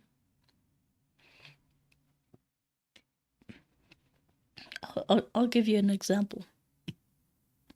For example, you want more money in your life, right? So, I mean, we all do, who know, that's like, so anyway, so with more money in your life, how can you speak that into existence? This is a very good thing for everyone to know, because this is powerful. Let's say you are, going about your daily business. You go into a fine retail shop that has a lot of nice items, luxury items. And, even just going into that store might be a little bit, someone with a budget could like easily pass up that store, right? But you see something in that window, in the window, let's say it's a bag or a wallet or whatever, whatever you're into. Like, this is just an example. And then you look at the price, and then you say, oh my god, I can't afford that, right? We all do this. We all do this. Even I do. And, you know, you're like, oh my gosh, that's too expensive. I can't afford that. Well, what are you saying? What are you telling the universe when you say that?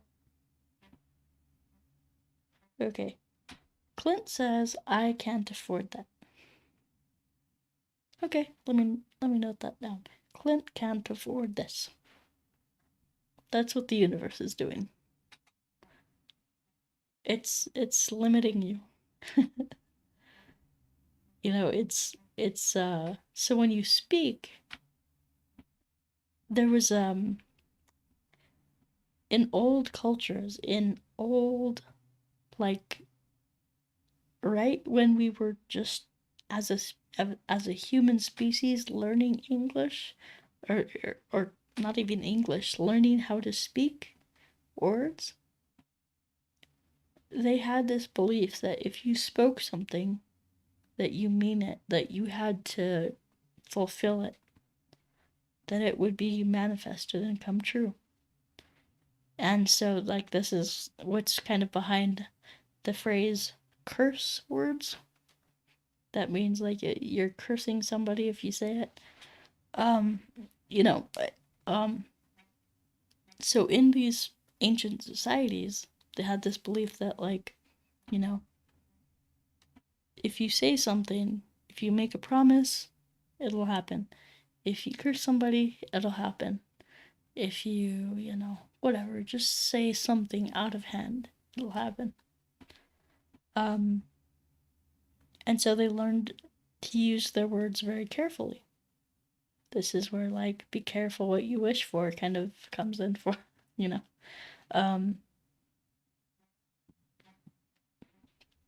And so, you know, back in those days, magic was very powerful.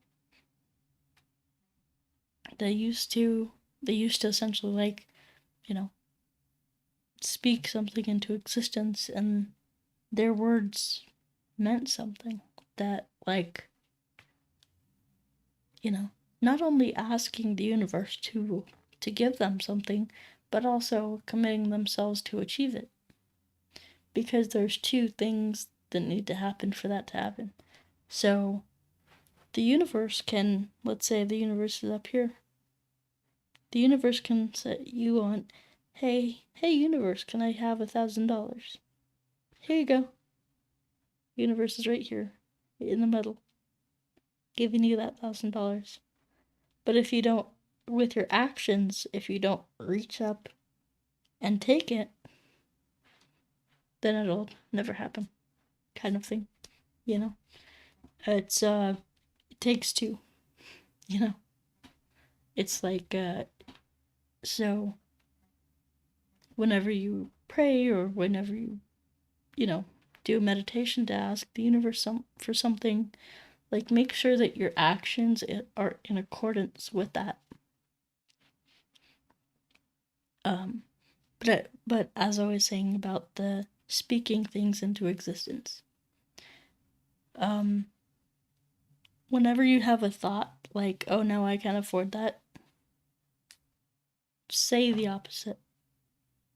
So we're going to retrain our brain to say, yeah, I can afford that, or yeah, I'll be able to afford that someday, or oh, that looks nice, I'll try that on, even though we know that we can't afford it right now. We'll try things on, we'll try to do things differently, we'll try to expand ourselves beyond our limited perception of like what we're experiencing right now in this manifested reality, which is I can afford things, but so we're trying to say, yes, I can afford things. Maybe it'll just take some time, and you go for the, yeah, I can afford that. It might take some time, but that's okay. if I really want it, I will get it, kind of thing. And that's the difference between I can't and later. That's the difference between your mind, your neurochemistry going, that's impossible, I can't do that. Or, well, if I put in some time and effort, maybe I can. It's like that kind of thing. So, yeah. Let's see here. Let's see. Sorry, I haven't been really. I've been indulging in my own kind of speech. Let's see. Let's see.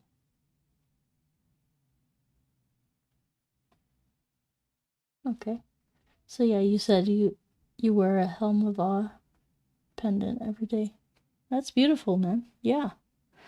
You might want to check out my spiritual teacher's channel, Thunder Wizard. It's the Helm of Awe is a really powerful pendant. Yeah, it can really help you, especially for aligning your body into like the 8 worlds, the 9 directions, and just like yeah, so it's powerful. And yeah, thanks for sharing that with me. Yeah, that's really cool. All right, so let's see here. I'm trying to finish this up quickly. I don't want to hold you too long, So yeah, Fehu, or sorry, Ansuj in the south is really cool. And yeah, you should really try to, if you're into it, like channeling or just more meditation or whatnot, it's like really cool. I think you'll develop those kinds of abilities in 2025. And then we have Ehwaj or Elhaj.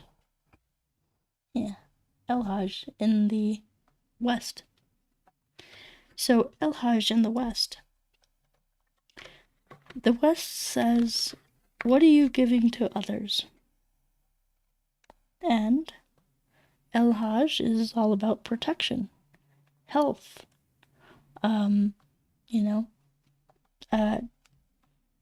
having a strong boundary, having, even boundaries and auras are to protect our health, our mental health, our physical health, our cortisol, our everything like that. And, so let's see here.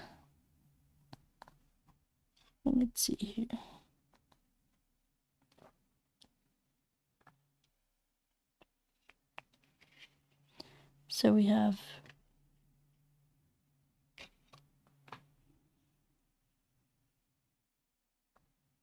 oh wait, did I? Sorry. So yeah. Sorry, I forgot which card I was on. I did Ansuj, and then we have Dagaj in the southwest. So with Dagaj in the southwest, sorry, that jumped up to Elhaj. So with Dagaj, Dagaj is all about the like powerful like emotion, and it's about it's about experiencing joy in the moment. It's about sunlight. It's about like shining brilliantly and experiencing sunshine, soul, freedom. Dagaj is like daylight, day, sun. Yeah, so with Dagaj in the southwest, we have the southwest is the unconscious mind.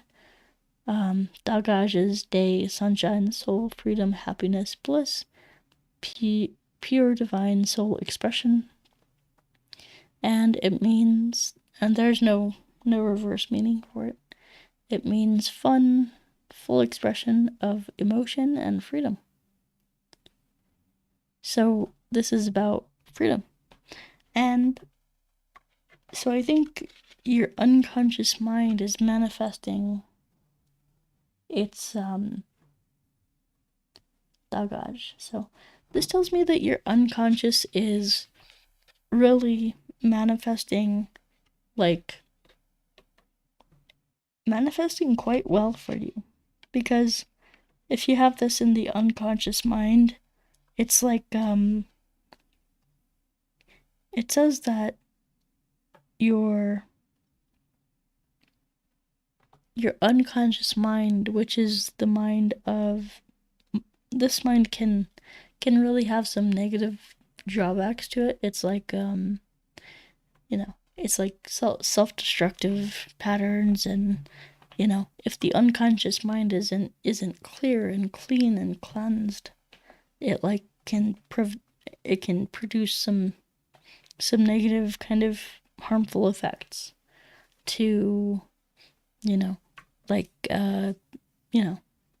some trying to prevent your success, some drawing you back into kind of regressed mental states and things like that. But yeah, so this is good. This is your mind is clean, and it's trying to tell you that you need to be focusing on joy, get some sunshine, get some some exercise in nature, go for a walk or whatever. This is about sunshine. This also tells me that you have a good grasp of the unconscious mind, because when you have the unconscious mind is darkness, but here we have sunshine in the darkness. So a lot of your unconscious unconscious thoughts, beliefs, behaviors will be revealed to you. If they're not already revealed, they will be revealed soon. And what that tells me is you're going through this kind of transformation process in a way where it's like a way of stripping clean that unconscious, the negative thoughts, the self-defeating beliefs and behaviors and things like that. So yeah, that's what it is, and so that's really good. That's like a positive transformation for you. And let's see, so that's in the southwest, and then we have the west is El-Hajj, and with that in the southwest, that is, or in the west, we have El-Hajj, and the way that you are giving to others is you are providing protection for them.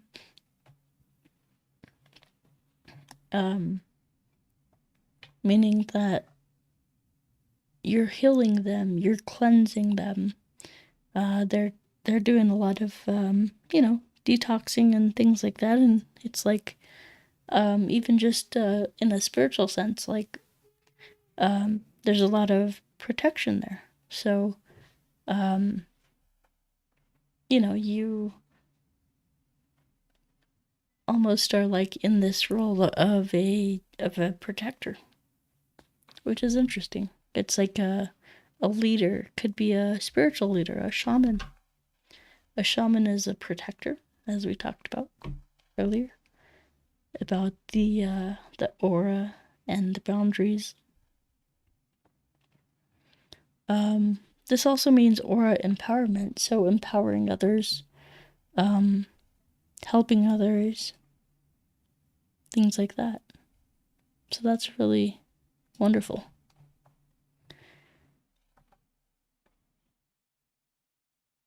And then we have ARIES in the northeast. Or sorry, northwest. So we have UHAJ in the northwest.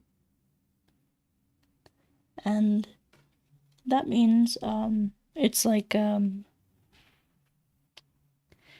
UHAJ is a transformative kind of card where, you know, and the funny thing about this is the northwest is where the ancestors are kind of calling to you. They're kind of giving you whether it's a sign or a warning, there's going to be some transformation coming your way that is not, that you can't take yourself out of. It's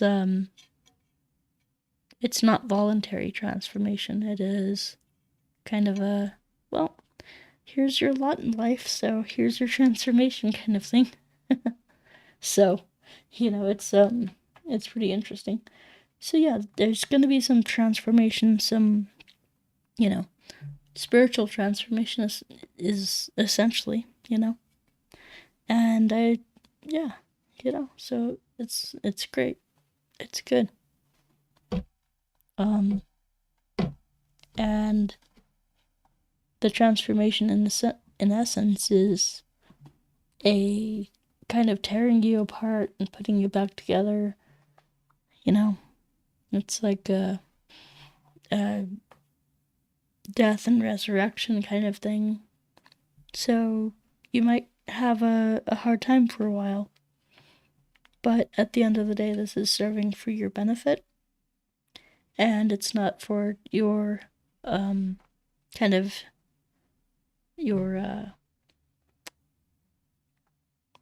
it's not a negative thing, even though it might seem like it at the time. So, and yeah, I see your comment there. You're a Scorpio sun.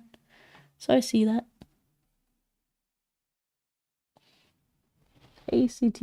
CTSVG. How you doing? I am a Vedic astrologer, not a Western astrologer. So I do Vedic, I do sidereal.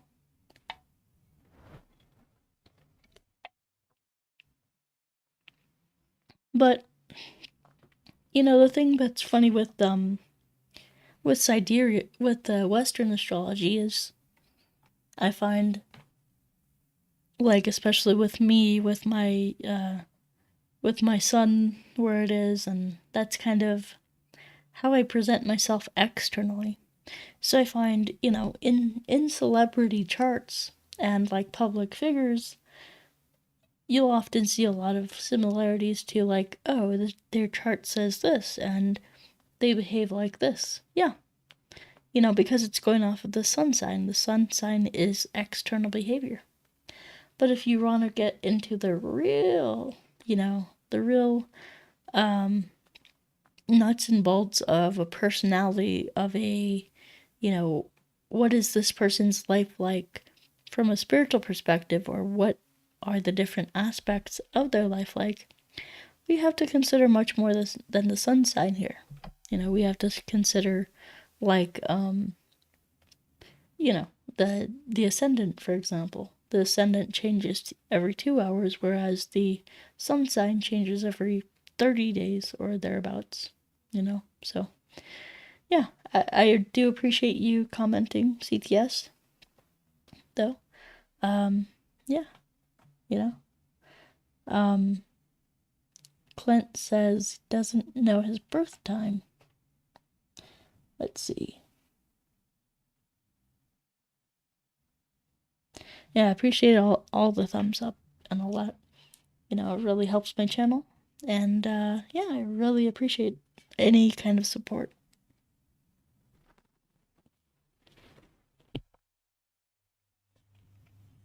In fact, I got I got a bit of you know, some encouragement from Joni Petrie.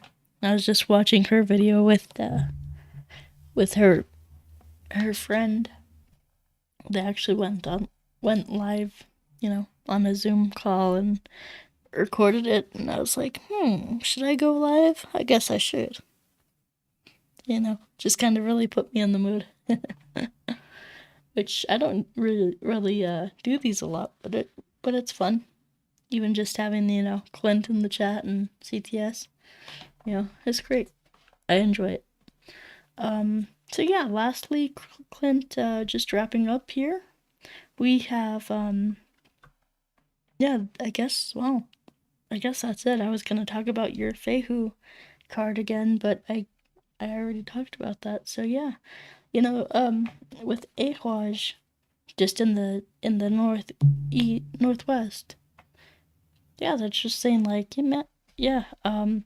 the angels, the gods are always all saying like, hey, you know, um, sub transformation is coming, but you'll be okay. It's not the end of the world. It's just a bit of a shake up, and I find any kind of transformation is for your benefit at the end of the day. So even though it might feel scary or kind of crazy or whatnot, but yeah, Clint, I really appreciate you sending that $10. Really goes a long way towards my medical or veterinarian bills and paying for the dog's cremation and all that. I really appreciate that. Yeah, and guys, if you didn't know, my dog just recently passed away because she what actually ended up happening is she ended up yeah, I appreciate you, Clint. She ended up having some trouble breathing, and she were like, man, this is not good. She was like breathing heavy and stuff. So little Marley is in heaven. So I will see her when I see her.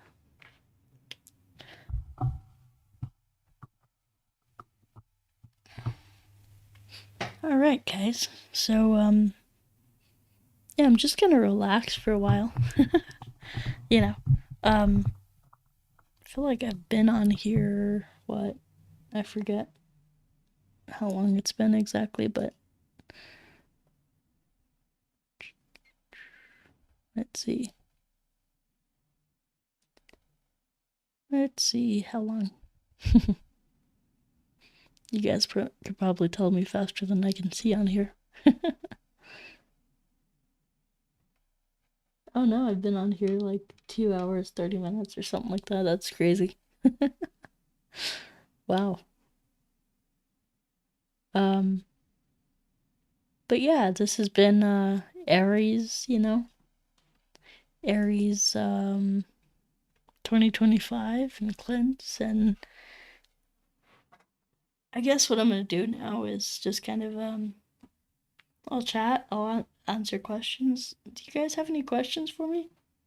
Could be about runes, could be about astrology, could be about anything. Right now is kind of a good time to ask me ask me anything, really.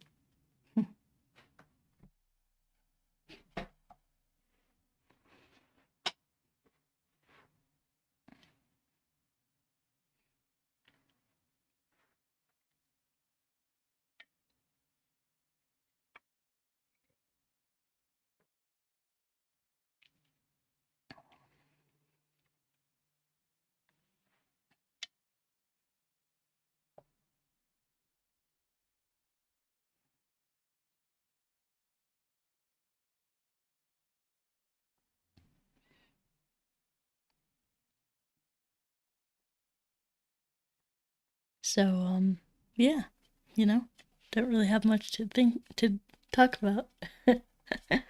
um oh, Clint says, how long does it take you to find out someone's birth time? Yeah, actually, I do have something that I do on my website. It's a service that you can buy called a birth time rectification. In fact, if you want me to, I can kind of go through it now. Do you have, well, it'll probably take me a while. But do you have like a sense for what time of day you were born?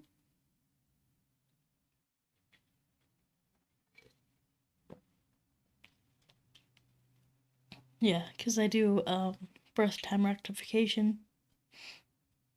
I actually learned a lesson. So I'll tell you one funny story. Because I'm happy to look at your birth chart and see, or your birth date, and see kind of what when you might have been born, but I can't promise anything right now.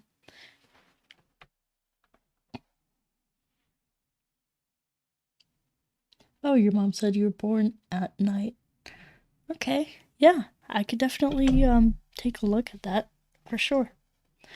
Yeah, I'm not gonna charge you anything if we do it right now, but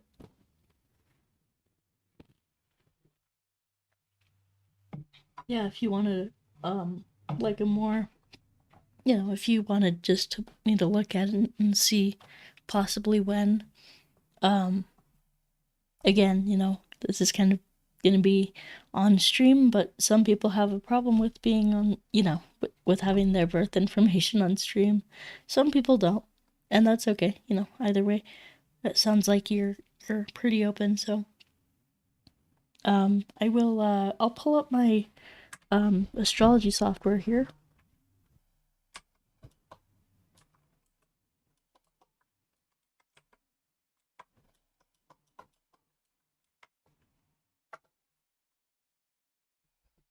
And we will see. Okay, so can I? Oh boy. All right.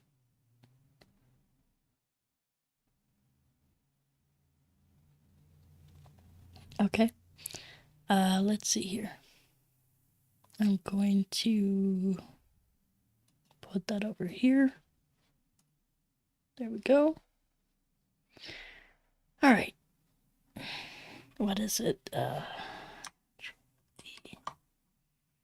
right, so you want to give me your birth date? I can put it into my thing here. And also, just give me your birth date, month, day, and year, and also the city that you were born in.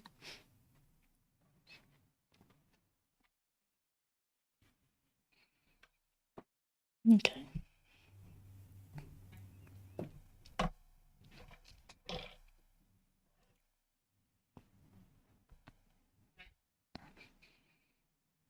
In fact, just the month, day, and year. And while you're doing that, I'm gonna go run to the restroom real quick. I will be back in like 2 seconds, okay, guys? I'm gonna just run to the restroom.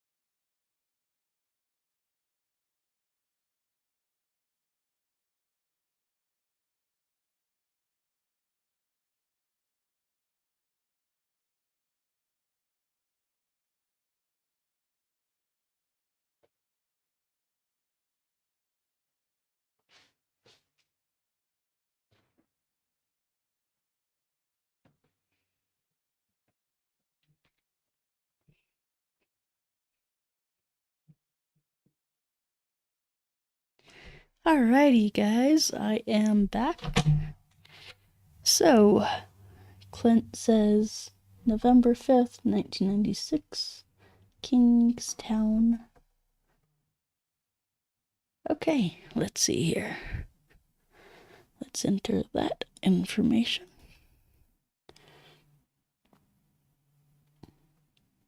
November.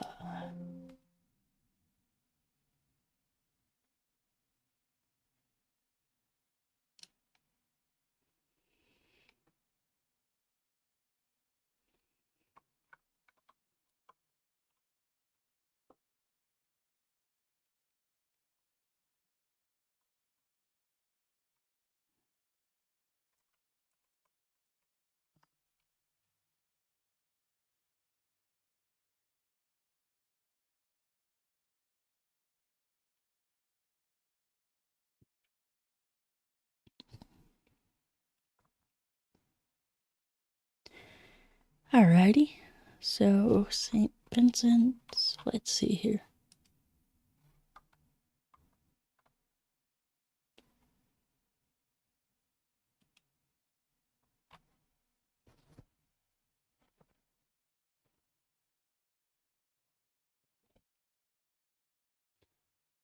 Alright, let's look it up here.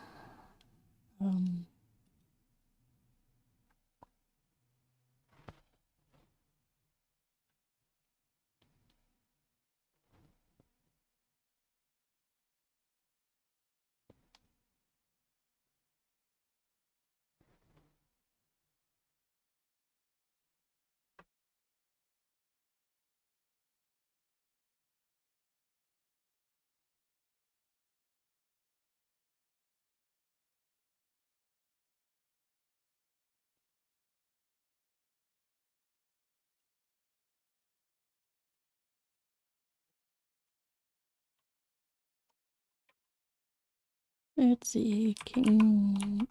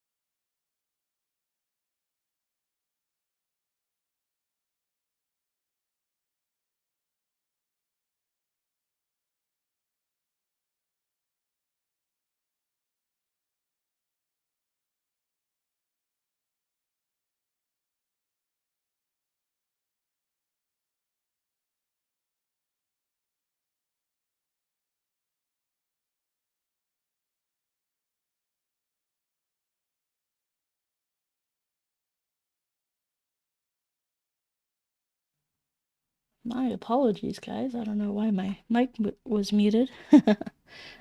So yeah, I'm just I was looking up Clint's chart.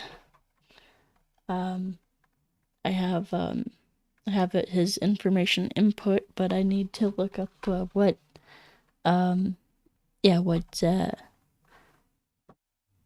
time sunset was at November 5th in the Grenadines.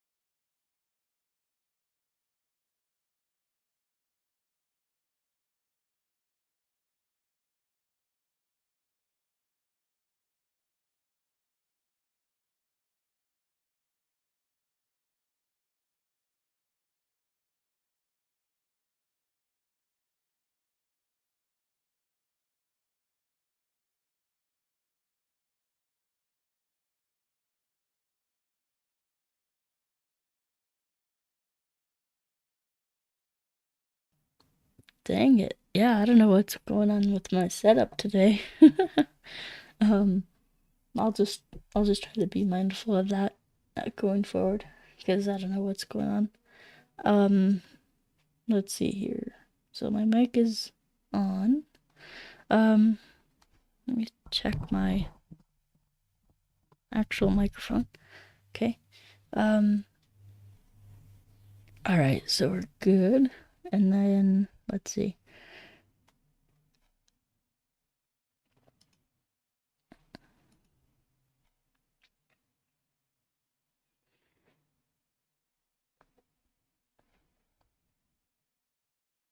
So, oops.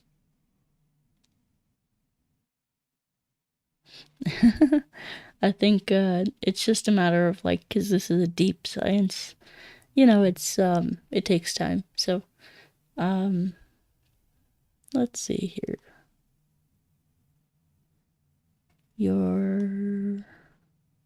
Where is the wheel? Dashas. Okay, so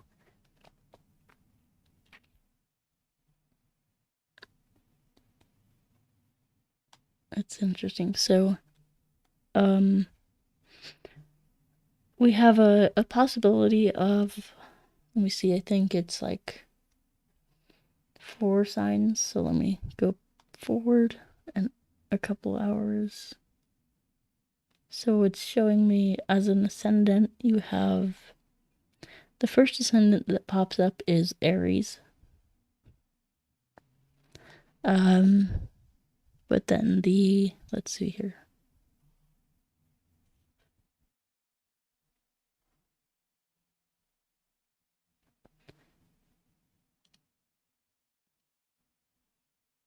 So then let's see here. We have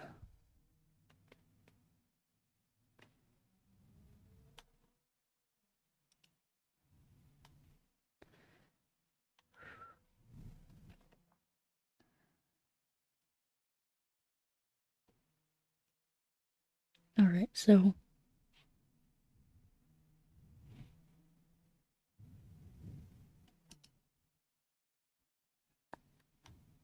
okay. So you're most likely starting at Taurus, going to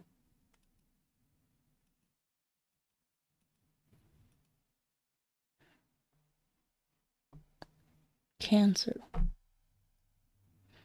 Okay.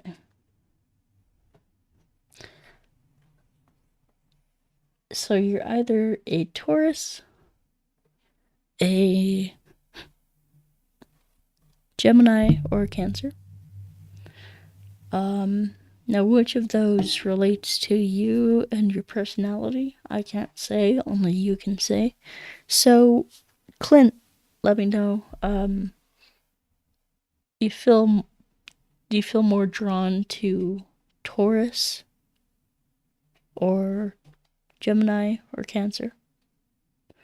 Because those ones are the ones that are between like sunset and midnight. So those are the only ones that you could possibly be as far as your ascendant goes.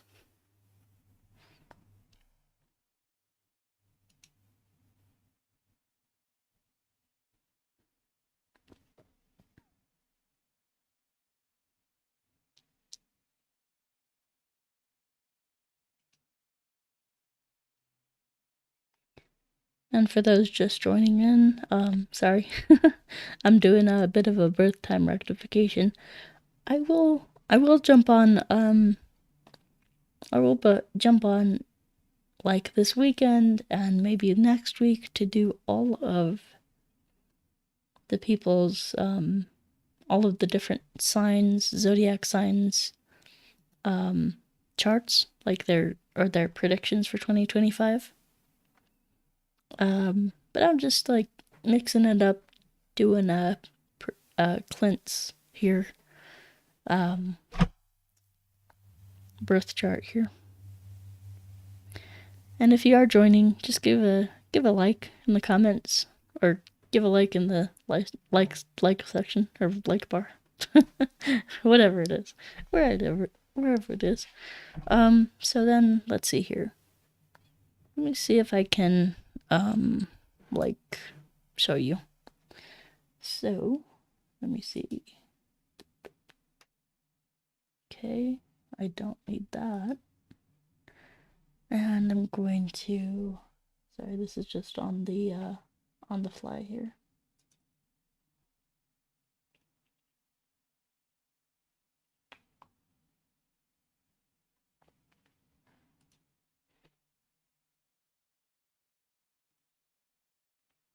Okay, there you go.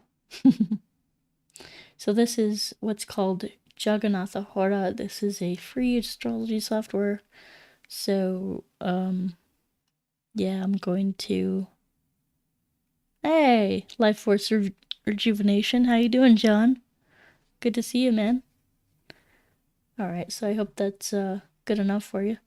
And then I'm going to... Let's see here.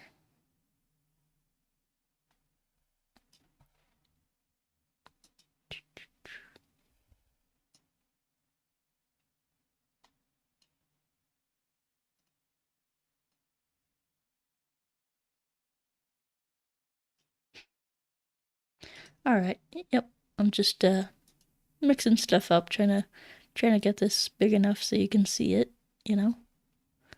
And so it's not like ridiculously big on my screen either. Alright, there we go. So you said you're a Gemini. Okay. Now what we do for this is we say, so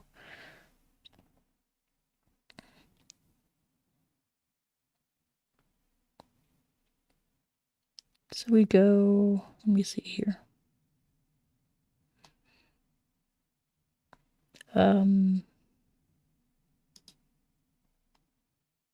Let's see here.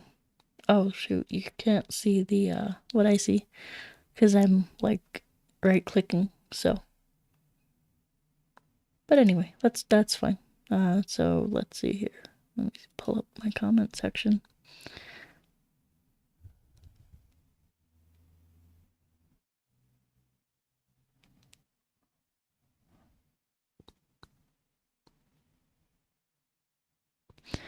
Okay, I see you. I feel you.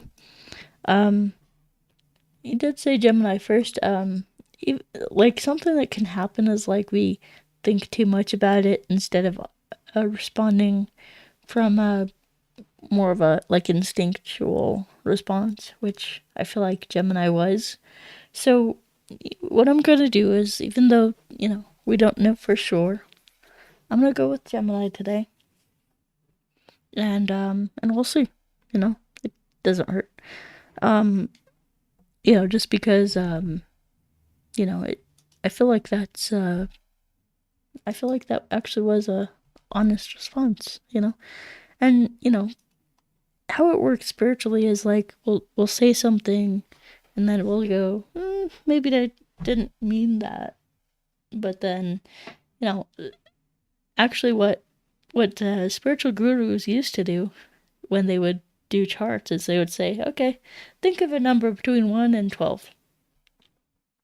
And then you'd say a random number. They'd say, okay, that means that you're this. And let's see, what time did you get your first tooth taken out? Or whatever, just random stuff that they come up with. And then they'll say, okay, you're born at 12:48. Boom. So it doesn't have to be like so, so cut and dry logical or things like that. So let's see here.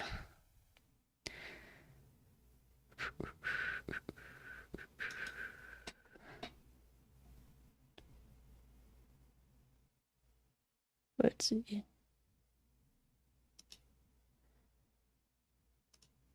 Okay. So what we can see here is we have, this right now is the latest time for Gemini. This is the latest time that Gemini can be. You can be a Gemini, which is 10:24:17 p.m. Okay, now we'll go to the previous sign, and then we'll go to the next sign, and that is 8:12. So we have from 8:12 to 10:42. Let's see here. So you're gonna need to jot this down, actually, just for your records. This is probably as close as I can get it to be accurate at this stage. I would need to go in and ask you a bunch of questions and stuff and do a detailed, like, reading. So let me see here. So we have 8:12:48 p.m. to start with Gemini. And then 10:24:17 p.m. to end. Okay. So 8 to 10 p.m. That's a pretty good chunk of time. You know, and when somebody says, okay, you were born at night, and this is November, this is winter. Night actually begins sooner in the day, like at 5:30 or 6, you know, rather than, you know, in the summer months it goes later. So at least that's what I know for the northern hemisphere, which I believe that area is northern hemisphere, unless I'm wrong. So yeah. And then, you know, I don't know if you want to get into let's see, like, how could we boil this down further?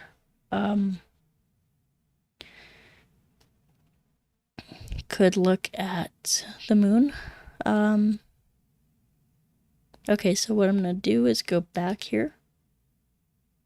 I'm going to go to the previous sign and then to the next sign. There we go. Oops.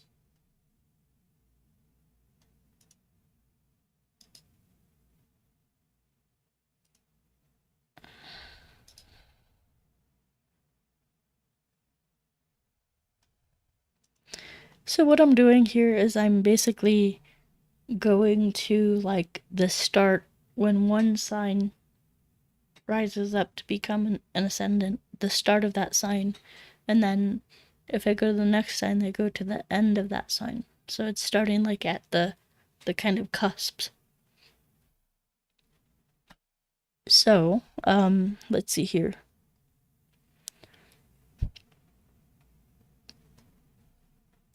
So the moon, looking at the moon is in, what is that? Sorry.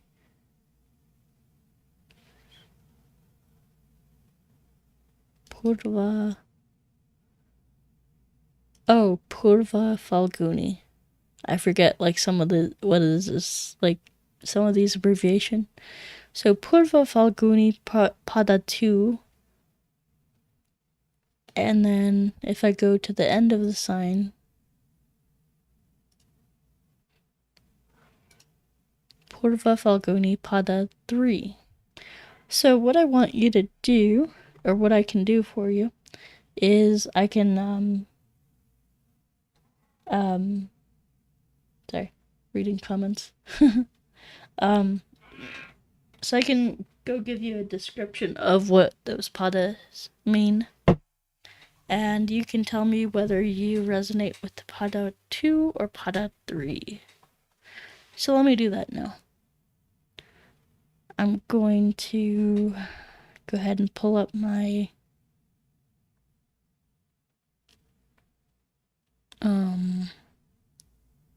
here we go. Okay.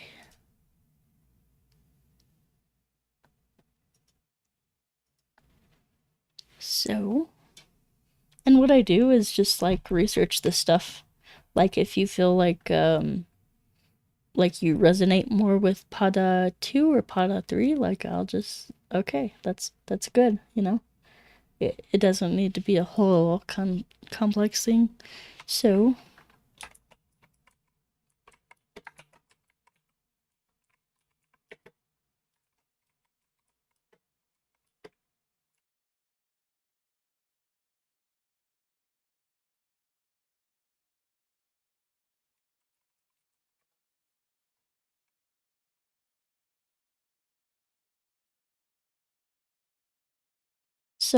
essentially what I'm doing here, to explain it to my audience, I'm basically saying, like, this gentleman Clint doesn't know what time he has, what time his birth time is.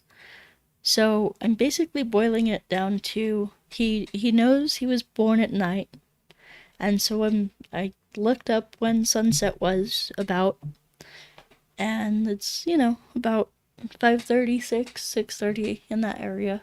So we know what time to start. And I said, okay, well, only Taurus, Gemini, and Cancer can be within 6:30 or whenever sunset is and midnight, right? So we have that time frame. So we at least know it's within that time frame.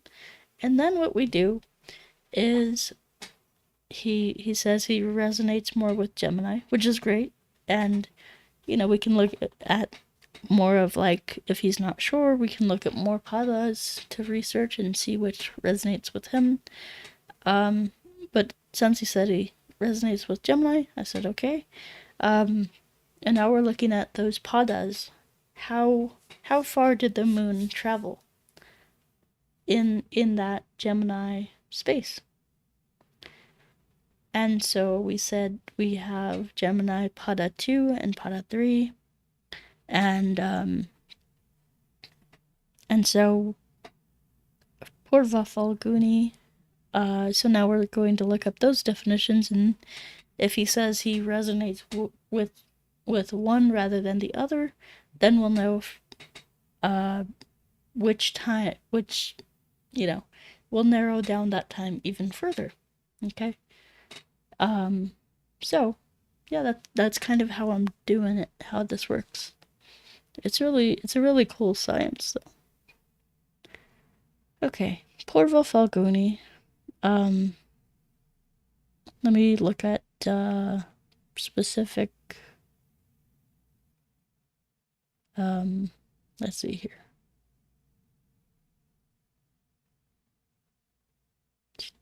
And all I'm doing is just Googling this stuff. Just Google it. Because I'm not particularly familiar with, like, every nakshatra and every pada. So,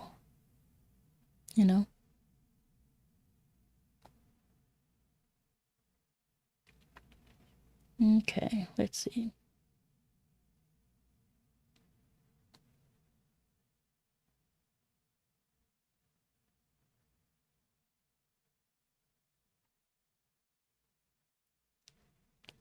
Okay, so that wasn't it.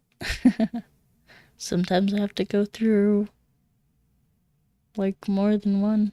Oh, Ganesha Speaks. That's a great site for astrology. Ganesha Speaks. Let's see here. Oh, the padas. Is that it? Yes. Okay, so Clint, if you're still on with us, buddy. Which nakshatra? I'm going to read you 2 nakshatras descriptions. Let's see here.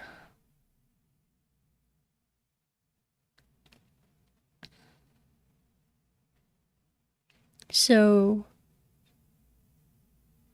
it says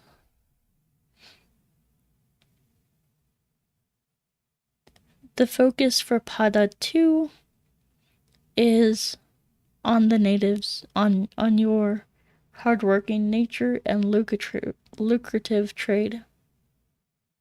Does that resonate with you, or doesn't, or not? And I'll also read Pada 3. You can tell me which is best. Pada 3. falls into Libra and Venus. This phase brings out the creativity of the Venus. The focus here is on peace and relaxation. So it's like hard work and lucrative trade, making money, versus peace and relaxation. Yeah, which one resonates with you most?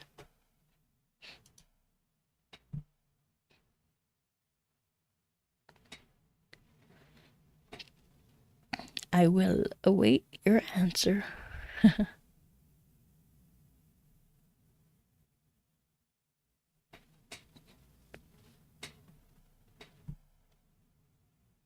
And it doesn't necessarily have to be in a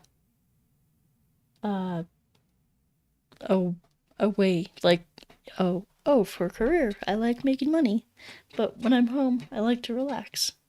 It's just kind of like overall, which are you more inclined to?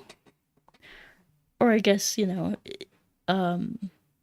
it's like almost like both of them relate to everyone, right? So let me see if I can find a better description of those, because I know like some website when some websites have a better description.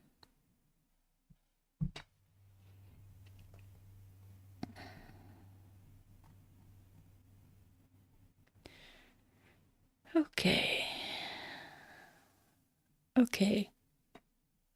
The second pada of this nakshatra is dominated by Mercury, and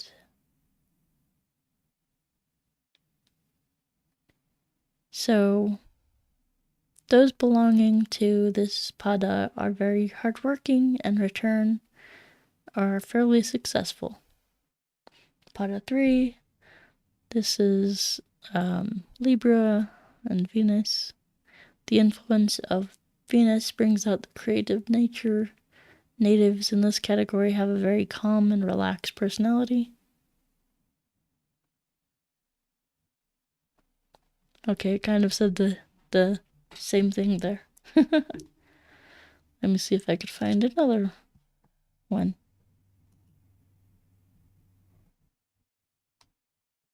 Also, Astrosaxena is pretty good. Let's see here. Like, that's a really good website to use for like in-depth stuff.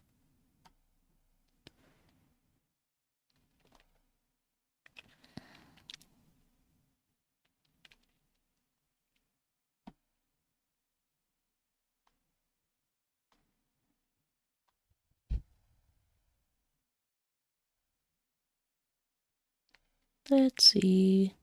Just trying to go through this quick.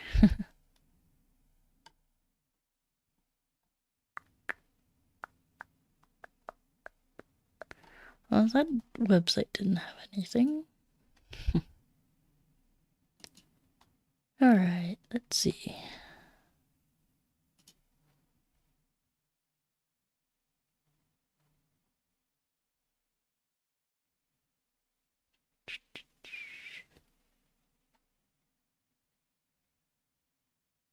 Oh, here we go. Okay. Pada 2. You ready? Second pada is position of this nakshatra is being obtained by Virgo and is being administrated by Mercury. This pada mainly centers around hard work and worthwhile exchange. The people who are brought into the world under this pada are particularly committed to give strong exertion in their work and accomplish extraordinary levels in their vocation and become effective. The natives are a lot of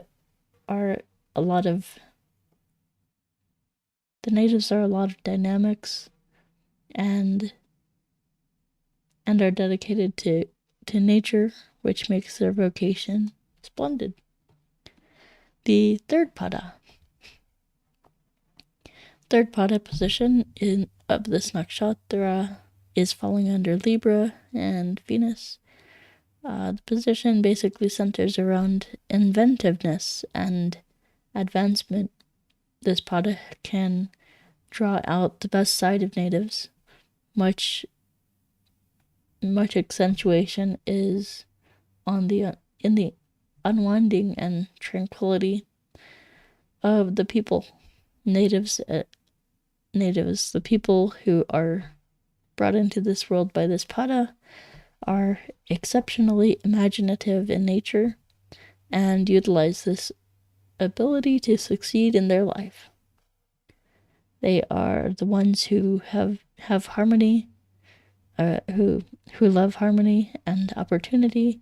They seek to carry on with a way of life located with extravagance and solace.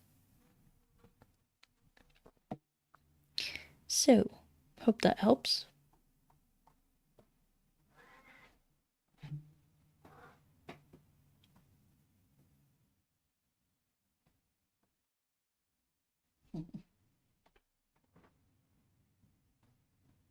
I'm just petting my kitty.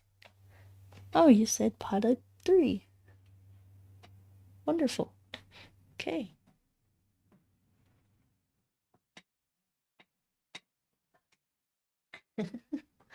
Here's the cat.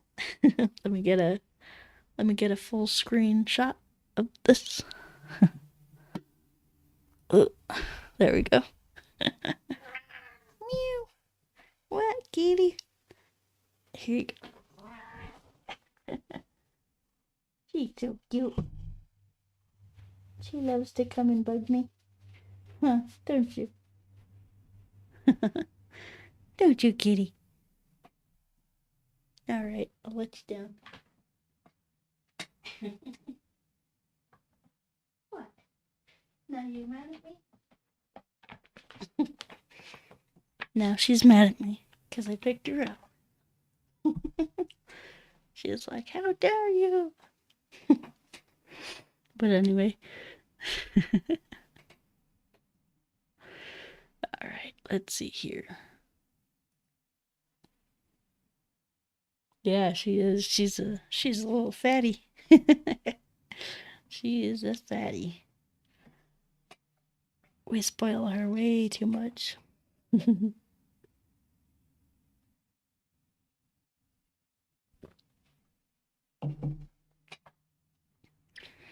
Okay, let's get back to work. So, let's see here. So you said you resonated most with pada 3, which is wonderful. Okay, now I'm going to go back to I'm gonna read out. Oh, hold on. So let's go to here. There we go. And yeah, so right here, if you can see Purva Falguni, that's that. Oh, that's that. And then pada 3. So, and then down here you can see the time. Okay? So that's what I want you to look at. And I'll let you know. So this exercise that we're doing greatly reduces the time span that reduces your birth down to a narrow time span. Okay, so then I'm going to go back to the beginning. Let's go to let's go back to the beginning of this. There we go. Okay, and then we'll go back. We'll change this to minutes and then go back minutes. Okay, so what I'm looking for is when this sign here that says 3, right there, it says 2. And then we'll go forward and find out the exact time that pada 3 begins and ends, okay? So we're basically doing that.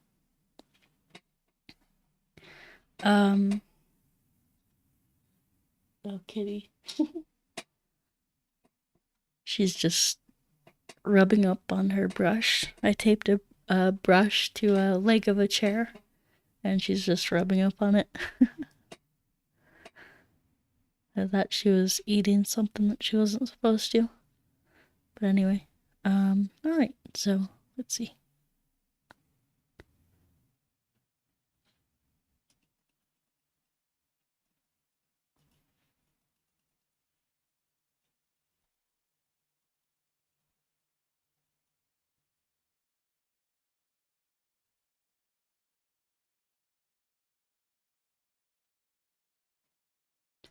And I'm just going back in minutes and looking for when it turns to 2.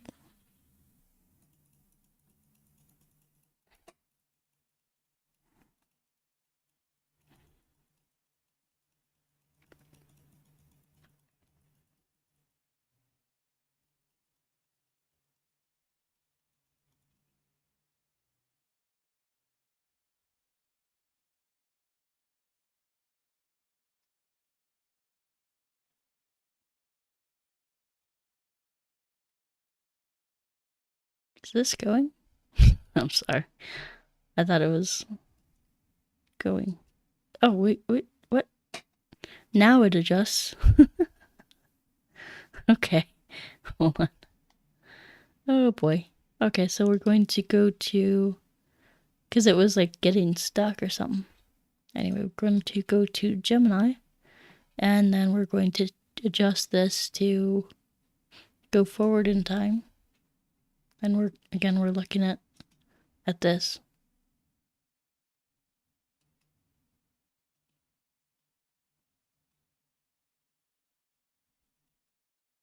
We're gonna see it go to 3.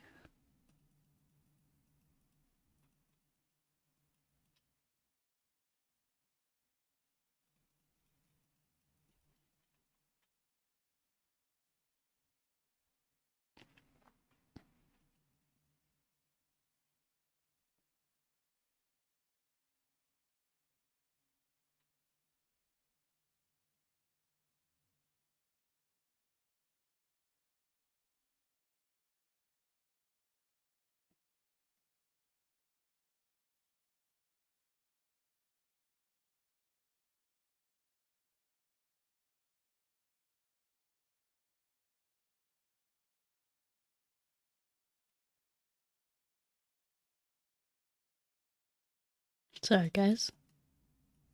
I am a bit concentrated on this. Okay, so we just saw it go to 3, so I'm gonna go back a little bit. So this, it went to 2.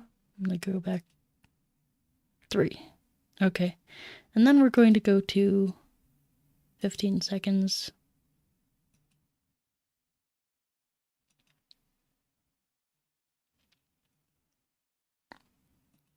Go 2 seconds.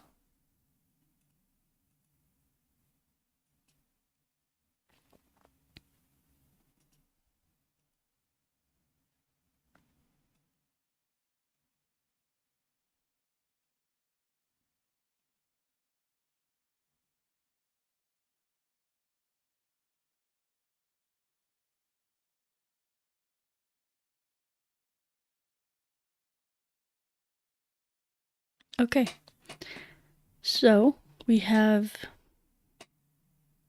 you're going to want to write this down, Mr. Clint, 9:37:02 p.m. Here, I'll put it in the chats.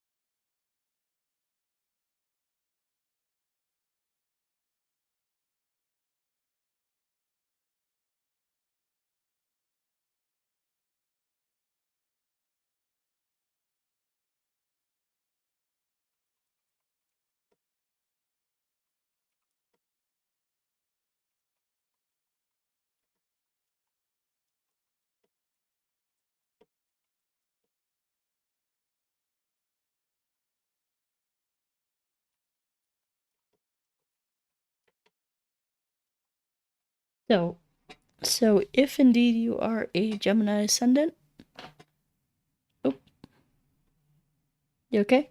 My mic is okay, I think. Right? Give me a thumbs up if it's good. Um so yeah, you should be able to hear me.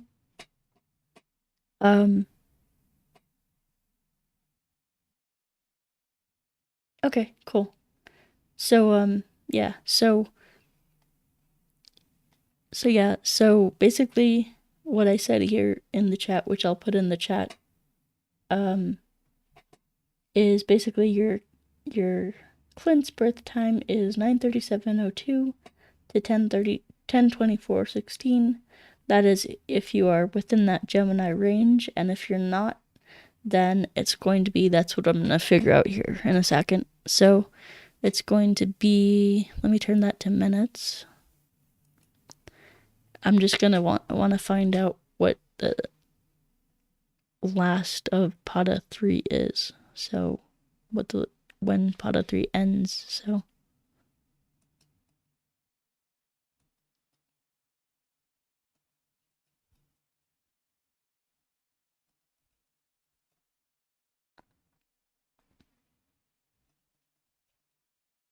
I'm just going 5 minutes at a time.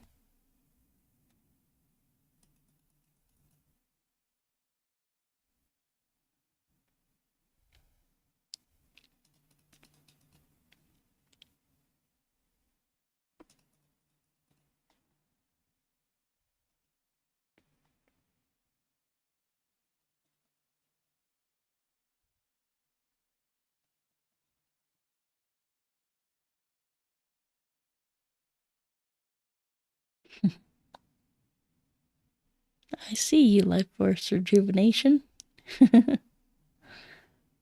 I see you. Yeah, I'm just, let's see here. Is it done yet? No. So, just trying to find the end where it ends.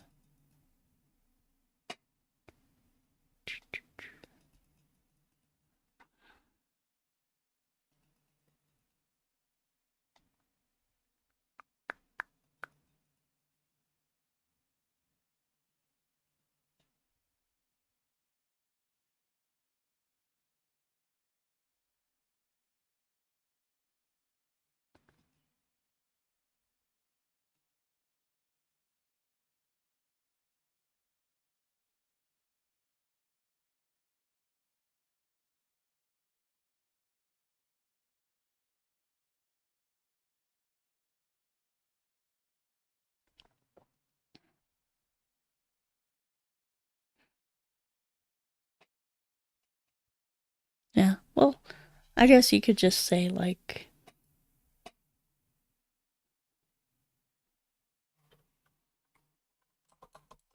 midnight, because that's what it is.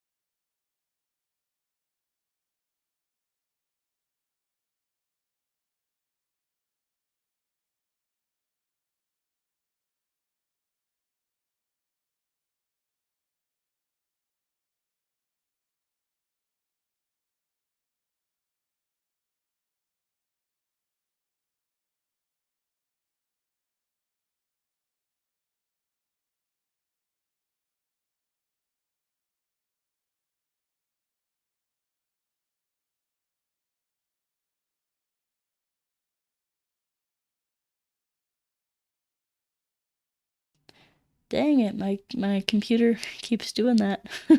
I don't understand it. I don't understand. But yeah, I mean, all right, that's pretty much it for the stream, unless you have any last minute questions or anything like that. I will be on my way. Cool. Oops, I guess my camera's all twisted and turned. There we go.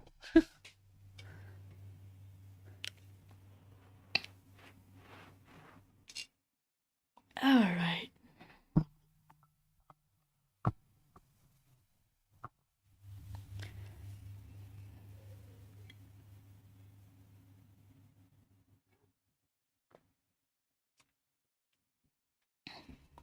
So yeah, yeah, man. I guess that's it. It's been like a what? It's been a 3-hour, 30-minute live stream. Yeah, that's what I get for for doing rune readings and stuff. I could be on here all night.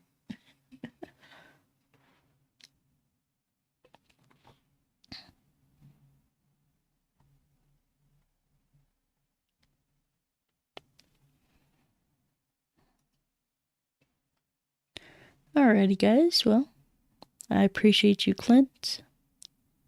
And yeah, you know, it was cool hanging out with you. Great to meet you. And yeah, I appreciate you. All right. Well, you take care, and we will talk to you once again next time. All right. Any parting words? Alrighty, guys. Oh. Yeah. You're welcome. I appreciate you. Yeah, absolutely. I'm gonna try to do more of these and, experiment with things and just try to be more active with the audience and stuff, so. But yeah, man, I appreciate you.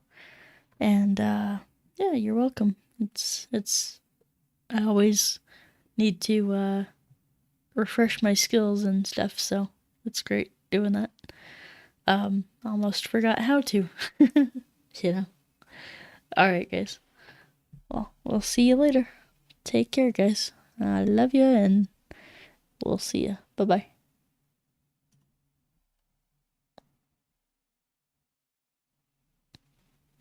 Oh. Let me just do this. There we go.